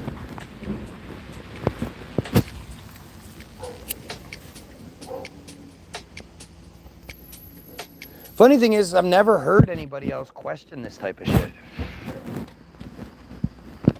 Question the logistics of what they tell us. The logistics to me just destroy everything. It doesn't matter what we're talking about. Logistics always throw a fucking big wrench into things. In 1949, in the summer of 1849, he started working for the United States Coast Survey as a technical draftsman surveying the Maryland and Virginia coastlines. Based on what? What credentials did he have for that? I mean, where did he learn this skill? Like this I would assume I'm an ass, but this is a skill. This is a learned skill. This isn't something that people just know how to do. You don't just know how to be an architect. You have to learn that shit. Yeah. I mean, I guess if you can perfect English in 6 months, you can do, but even surveying, like drawing out survey, you survey it and then you draw it and make it all accurate. That's not something everybody just does. How can something so small cause so much destruction? The product of lust and a night of not. So where did he learn this shit? It's nice when it starts thinking, love and all that, but the biggest part's drinking, if not for that fact. I bet The following year, he worked at the Washington Navy Yard, designing various not projects. You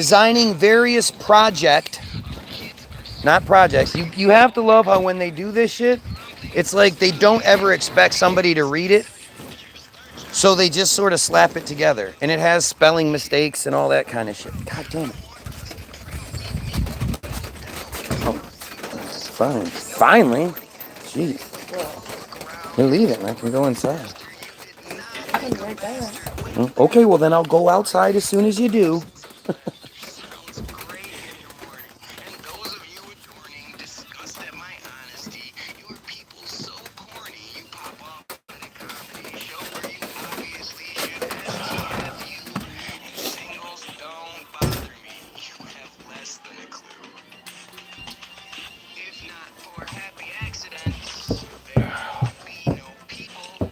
If nature didn't stack the deck, erecting my Anybody talking shit, you're just stupid.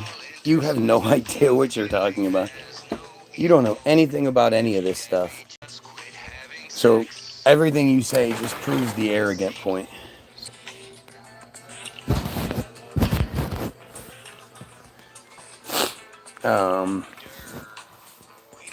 He did not like this position or his life in the city and considered going back to Europe. Because, again, easy to fucking do back then. Right? This is easy.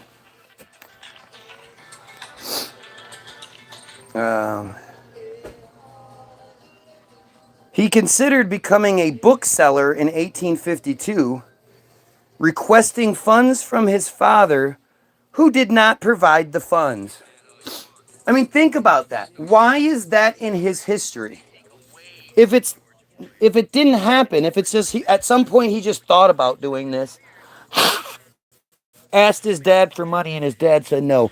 Why would that be a part of his forever history? If they're not just trying to fill in details and give you a bunch of nothing to focus on, what would be the purpose of this? This is stupid. In 1855, he became a U.S. citizen and transferred to the U.S. Treasury Department as a technical draftsman.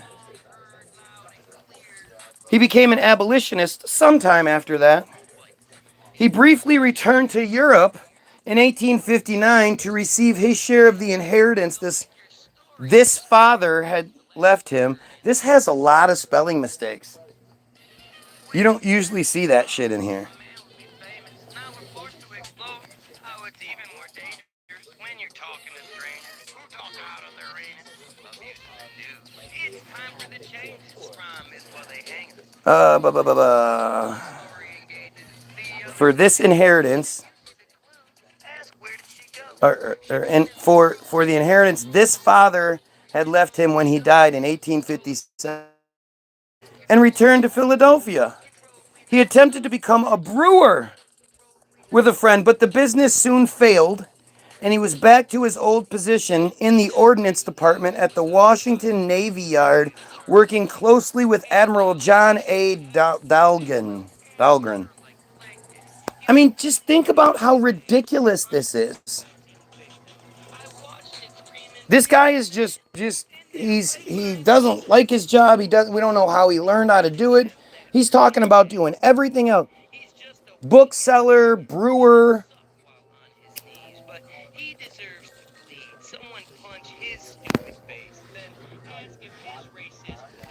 I mean, it's just fucking wild, man.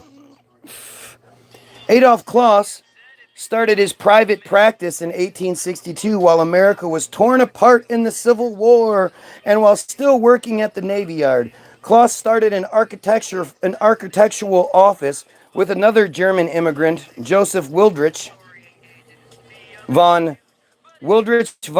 Kramerhuber. He continued to work full-time at the Navy Yard until the following year and part-time as an architect. Again, where the fuck did he learn these skills? I have 0 watching, so there better not be any comments coming through. His partner was working full-time from the clock. No, you're not supposed to comment. All right, I have 0 watchers. His partner was working full-time from Kloss House on 2nd Street. In 1864, their breakthrough was the Wallach School. Adolf Kloss was 39 years old. Kloss and Kammerhuber were also civil engineers, as many architects at the time.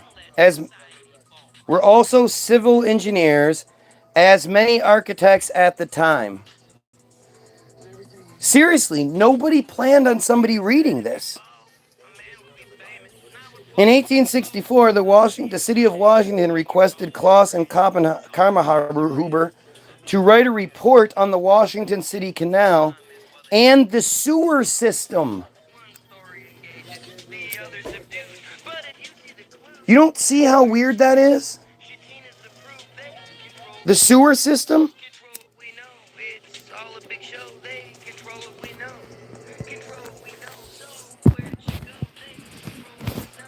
This report led to the canal being finally covered over in 1871, which had become an open sewer on the National Mall. The partnership ended in 1868. He became an active member of the American Institute of Architects in 1867. Kloss maintained his solo private practice but became a building inspector for the Board of Public Works in Washington, D.C. The board was the most powerful entity in the city. Kloss wrote building regulations and was a major proponent of the use of building permits and inspections. On October 18, 1872, he was appointed by President Ulysses S. Grant as a member of the Board of Public Works and city engineer. As a member of the Board of Public Works and city engineer. Seriously. This is stupid. Who wrote this shit?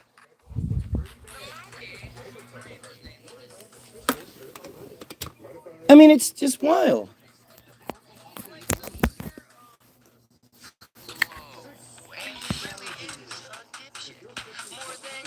This came at the recommendation of Governor Cook, Alexander Boss Shepard, and his predecessor, Albert B. Mullett. I most earnestly recommend the appointment of Adolf Kloss Esquire to fill the vacancy on the Board of Public Works caused by my resignation. He is a competent architect and engineer and an earnest and sincere Republican, and in my opinion, a gentleman to the very highest integrity. I know of no person in the District of Columbia whose appointment would, in my opinion, give more general satisfaction or who is more competent. Mr. Kloss's appointment, I think, be highly appreciated by the German Republicans of the city. What?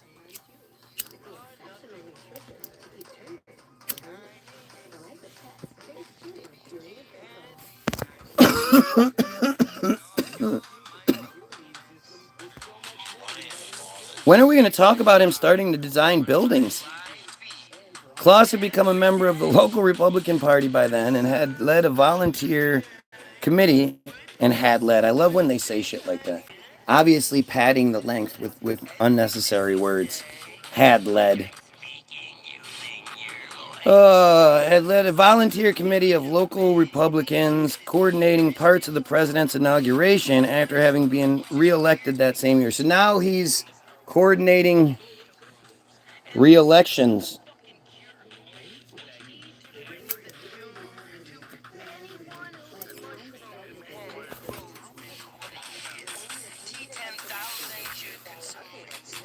He also volunteered in President James A. Garfield's inauguration committee. Of course he did.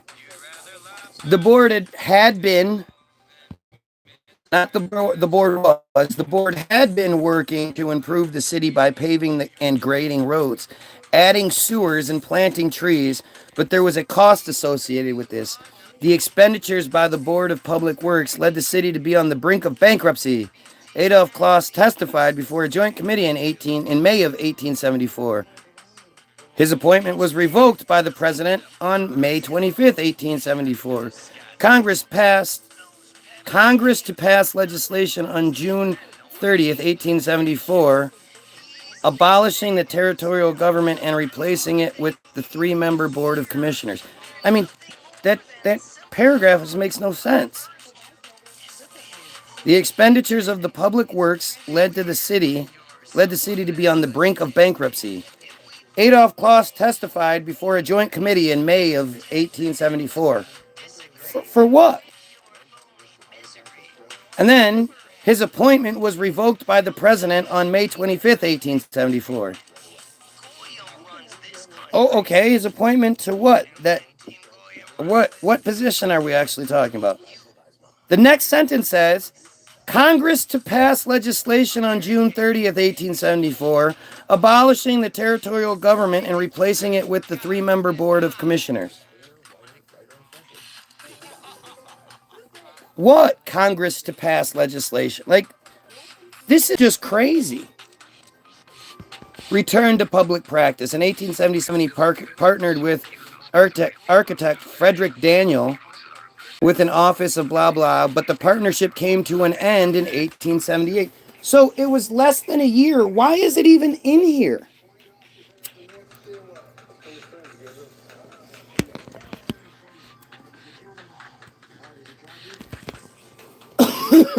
I'm like Charlie Kirk, baby. Man of Steel. I mean, this is just stupid. This is fucking stupid. This is Tartaria stuff. This is how they explain Tartaria stuff. This is the best they can come up with for how they got all these buildings. Oh, well, Adolf Kloss built them. Okay, well, who's Adolf Kloss?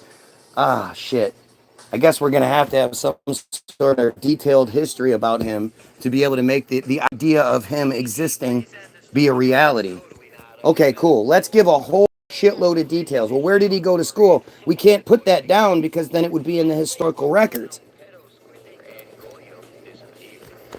Right? People could then look up registries and all that shit and see if this guy was in pictures and all that. Well, since he's not going to be, let's just create this entire other narrative that gives you a whole bunch of dumbass details, but not this part, not the meat and potatoes of it.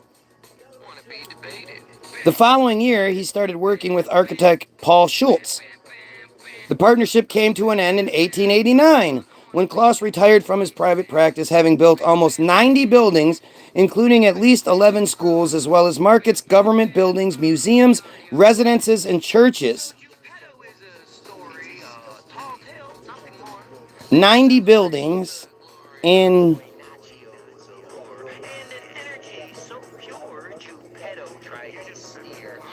I mean, at the very least, he started his private practice in 1862.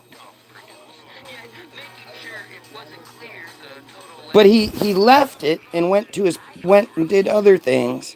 And in 1877, he returned to private practice, but that failed. And then the following year, in 1879, he started working with a different architect, but that came to an end 10 years later. So we're basically talking about a 20-year period where this guy built 90 fucking buildings.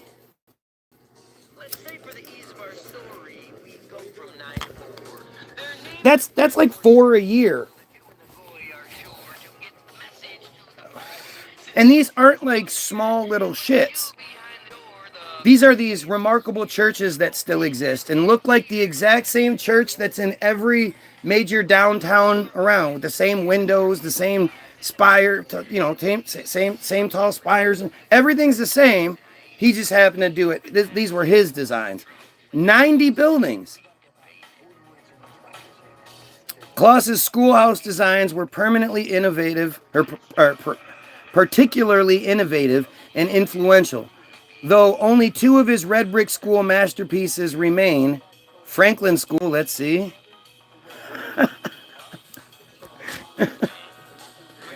Get the fuck out of here.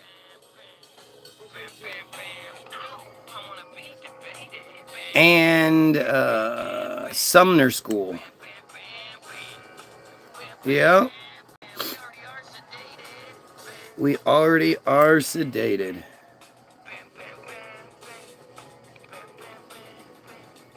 Oh, here you go. Here's an old picture of it.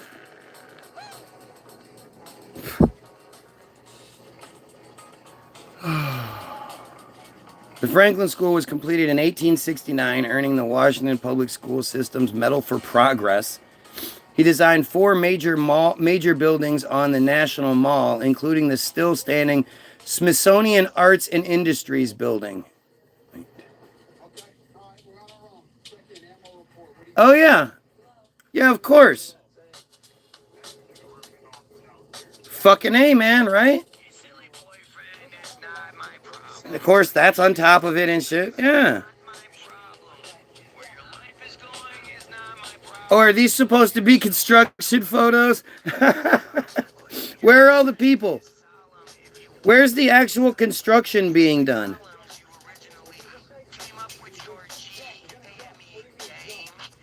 That must be some sort of... Seriously, there's nobody in this picture. And this is the building that we have next to it. This is where somebody probably supposedly lived. Do you honestly think this doesn't look totally photoshopped? Like, to me, it looks obvious. And of course, all it ever is scaffolding. Scaffolding. But there's nobody in it. And then if you look in the background, look in the background. Look at the fucking buildings that are in the background of this thing.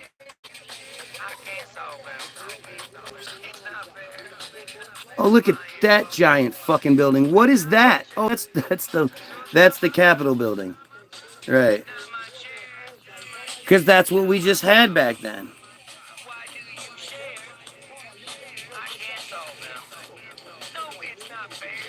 That was the building in 1879. That was the building in 1879. So when was the Capitol building built?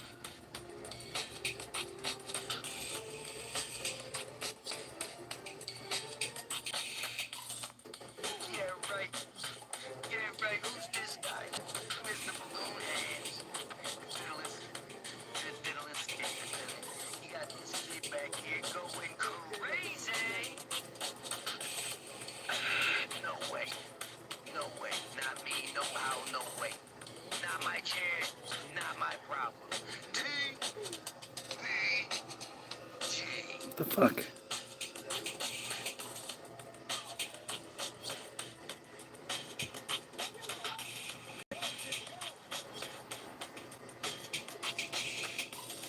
No, why can't I find this one fucking... What is that?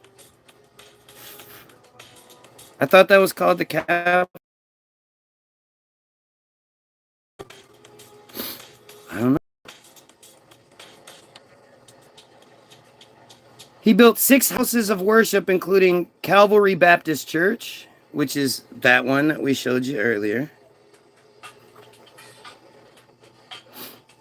2 of the city's largest food markets, Center Market, 1872, and Eastern Market in 1873. He just built Eastern Market, 1873. Yeah, right. Makes sense. He just knocking this shit out, man.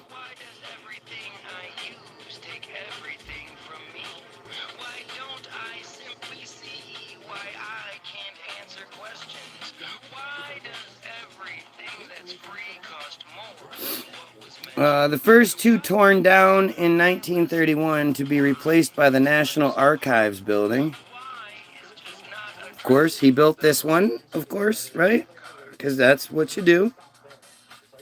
You just build buildings. The second is still standing, having survived a fire in 2007. His flagship store for the Lindberghs opened in 1882, or the Landsboroughs. Klaus was also active as a builder of mansions for the Washington elite, such as Stuart Castle. Oh yeah, he built Stuart's Castle, of course, right? Because why not? He wasn't busy doing other shit. And DuPont Circle, which is apparently all of this shit. Why the hell not?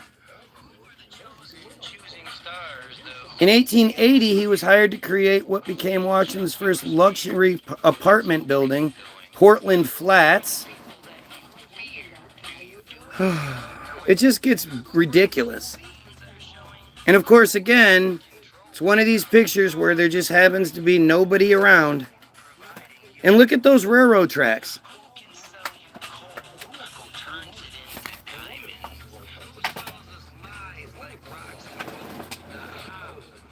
Of course, there's street lights visible. But if you look, the roads are blocked, are buried and low, and they look old. And those trolleys, what did they connect to? I don't see any trolley lines. So what was powering those?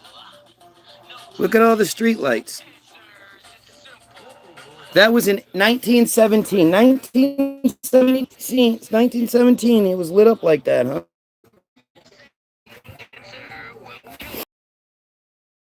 Nine-unit creation on the south side of Thomas Circle. Almost all of Klaus's residential creations have been demolished. Portland Flats, for instance, was torn down in 19 of the old patent office building.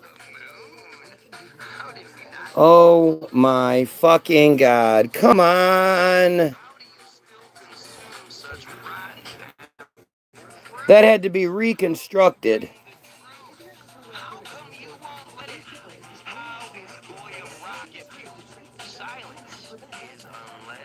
Today, the National Portrait Gallery.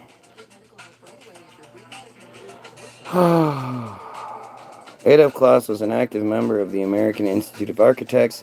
He became a fellow of the Institute in 1876. He became an inspector of federal buildings in the office of the supervising architect under the United States Department of Treasury in 1889. After closing his private office in June of that year, he inspected the Ellis Island buildings in February of 1892, Rotary July 15th, 1892, a few months after the first immigration station opened. He testified in front of the National House Committee on Immigration and Naturalization on how the humidity was a concern in the building only a few months after it was built. He also inspected many other buildings around the country, including the post office designed by Alfred B. Mullet in Chicago.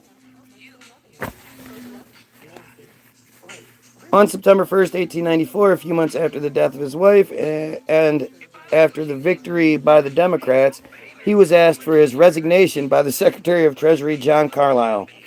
He had solicited letters of support from several prominent people, but was replaced by a Democrat.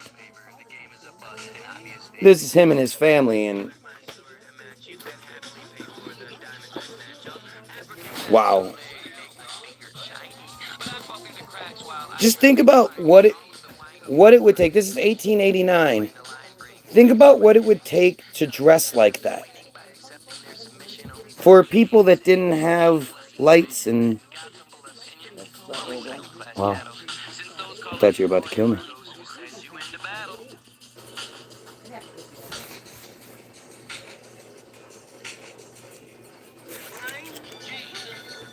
That's real looking, right?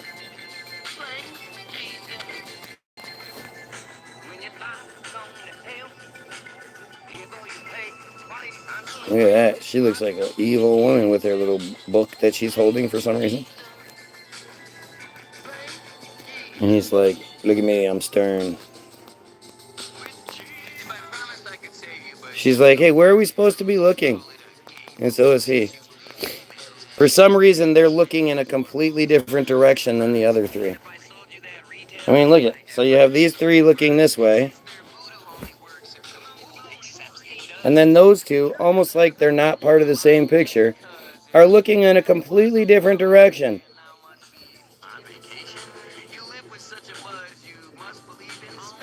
What the fuck? On February 8th, 1859, he married Rosa Schmidt, 1835 to 1894, at Zion Lutheran Church in Baltimore, Maryland. 1, 2, 3, 4, 5, 6, 7. He had 7 kids. Lillian Klaus was born January 2nd, 1860. She had married William Daw and lived above the Dawes Pharmacy. She died on February 16th, 1935. Anita Klaus was born on September 6th, 1861. She was a harpist at St. John's Church. She died November 25th, 1917. Adolf S. Klaus was born January 29th, 1863, worked as a clerk for his father. He died in 1886 at the age of 23 of typhoid fever. Carl Lewis Klaus, he was born on August 14th, 1865. He worked as a pharmacist. He died 1894, 6 months after his mother, of typhoid at the age of 29. Flora Maud Klaus was born December in 1870. She married, she moved. She died around 1953. We don't know. Robert Klaus, born November 1873. He died of 1893 at 19 of tuberculosis. Richard Basil Klaus, he was born on September 30th, 1875. We don't know. We don't know what happened to him. He must still be alive. I mean, this is just fucking wild, man. How did the parents all survive the typhoids and the tuberculoses and all these shit, but the kids couldn't? 90 buildings in what seems like 20 years. I mean, even if it was, he was consistently building from 62, I mean, that's still 28 years. 28 years? That you built 90 buildings in 28 years? 3 buildings per year? That's fucking insane. That doesn't happen.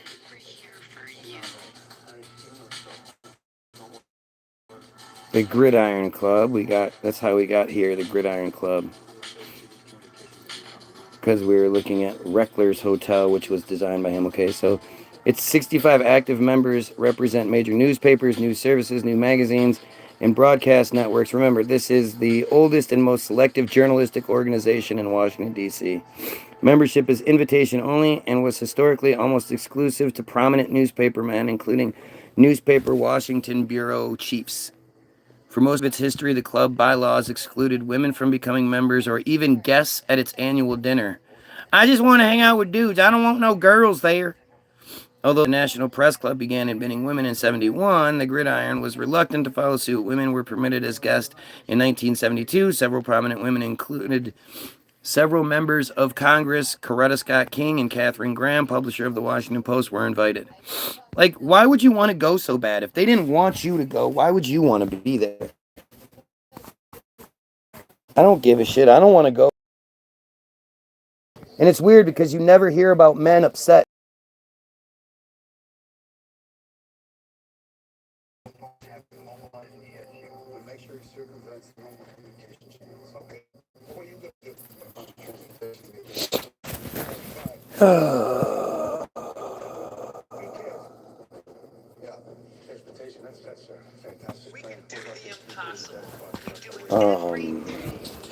The Gridiron Club elected and admitted the first women journalist members in 1975. Helen Thomas of the United Press International and Frances Lewin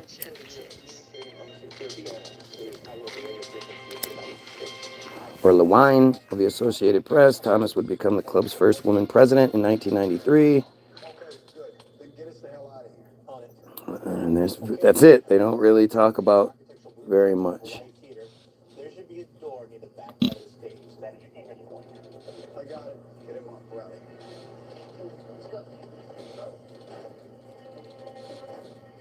The annual Gridiron Club dinner is all off the record and traditionally features the United States Marine Band along with remarks by the President of the United States and satirical musical skits by the club members and by the representatives of both parties. The skits and speeches by politicians are expected to singe but not burn, be self-deprecating or otherwise sharply comedic. That is so fucking weird. Through 2020, every president since 1885, except Grover Cleveland, has spoken at the dinner. President Barack Obama attended the 2011 dinner after missing both the 2009 and 2010 dinners. In addition, he sang as a senator in 2006. Bill and Hillary have both spoken at club dinners. And the 2008 dinner marked the 6th time that President George W. Bush attended during his presidency. The 2013 dinner was the 125th Gridiron Club and Foundation dinner, but technically only the 5th Club and Foundation dinner following 2008 merger.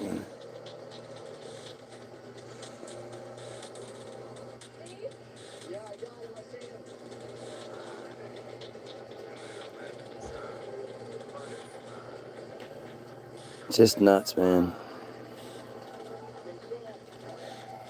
This was from the Governor's Academy. This is because I wanted to know who Samuel Phillips was, because he was the founder of the Phillips Academy that has graduated 500 some students or whatever. I don't remember.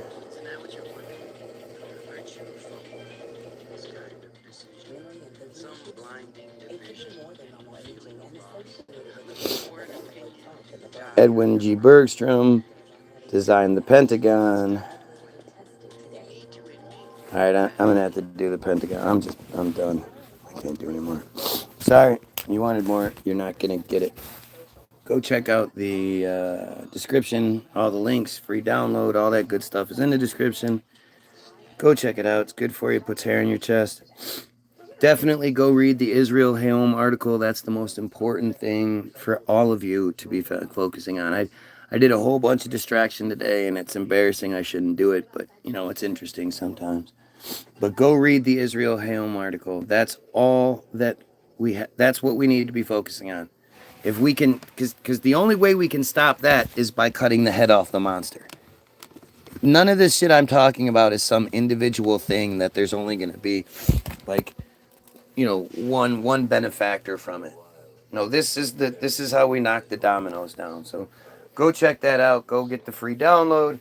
Go watch Hollywoodism. Go check out all the different links. Team Jorge. I have nothing but receipts in the fucking description. Receipts and then prizes. You get a prize. Go check it out. Have yourself a great day. And most importantly, you pedophiles, you know who you are. All of you troll pedophiles. You Israeli pieces of shit. You fryer motherfuckers. Kill yourself.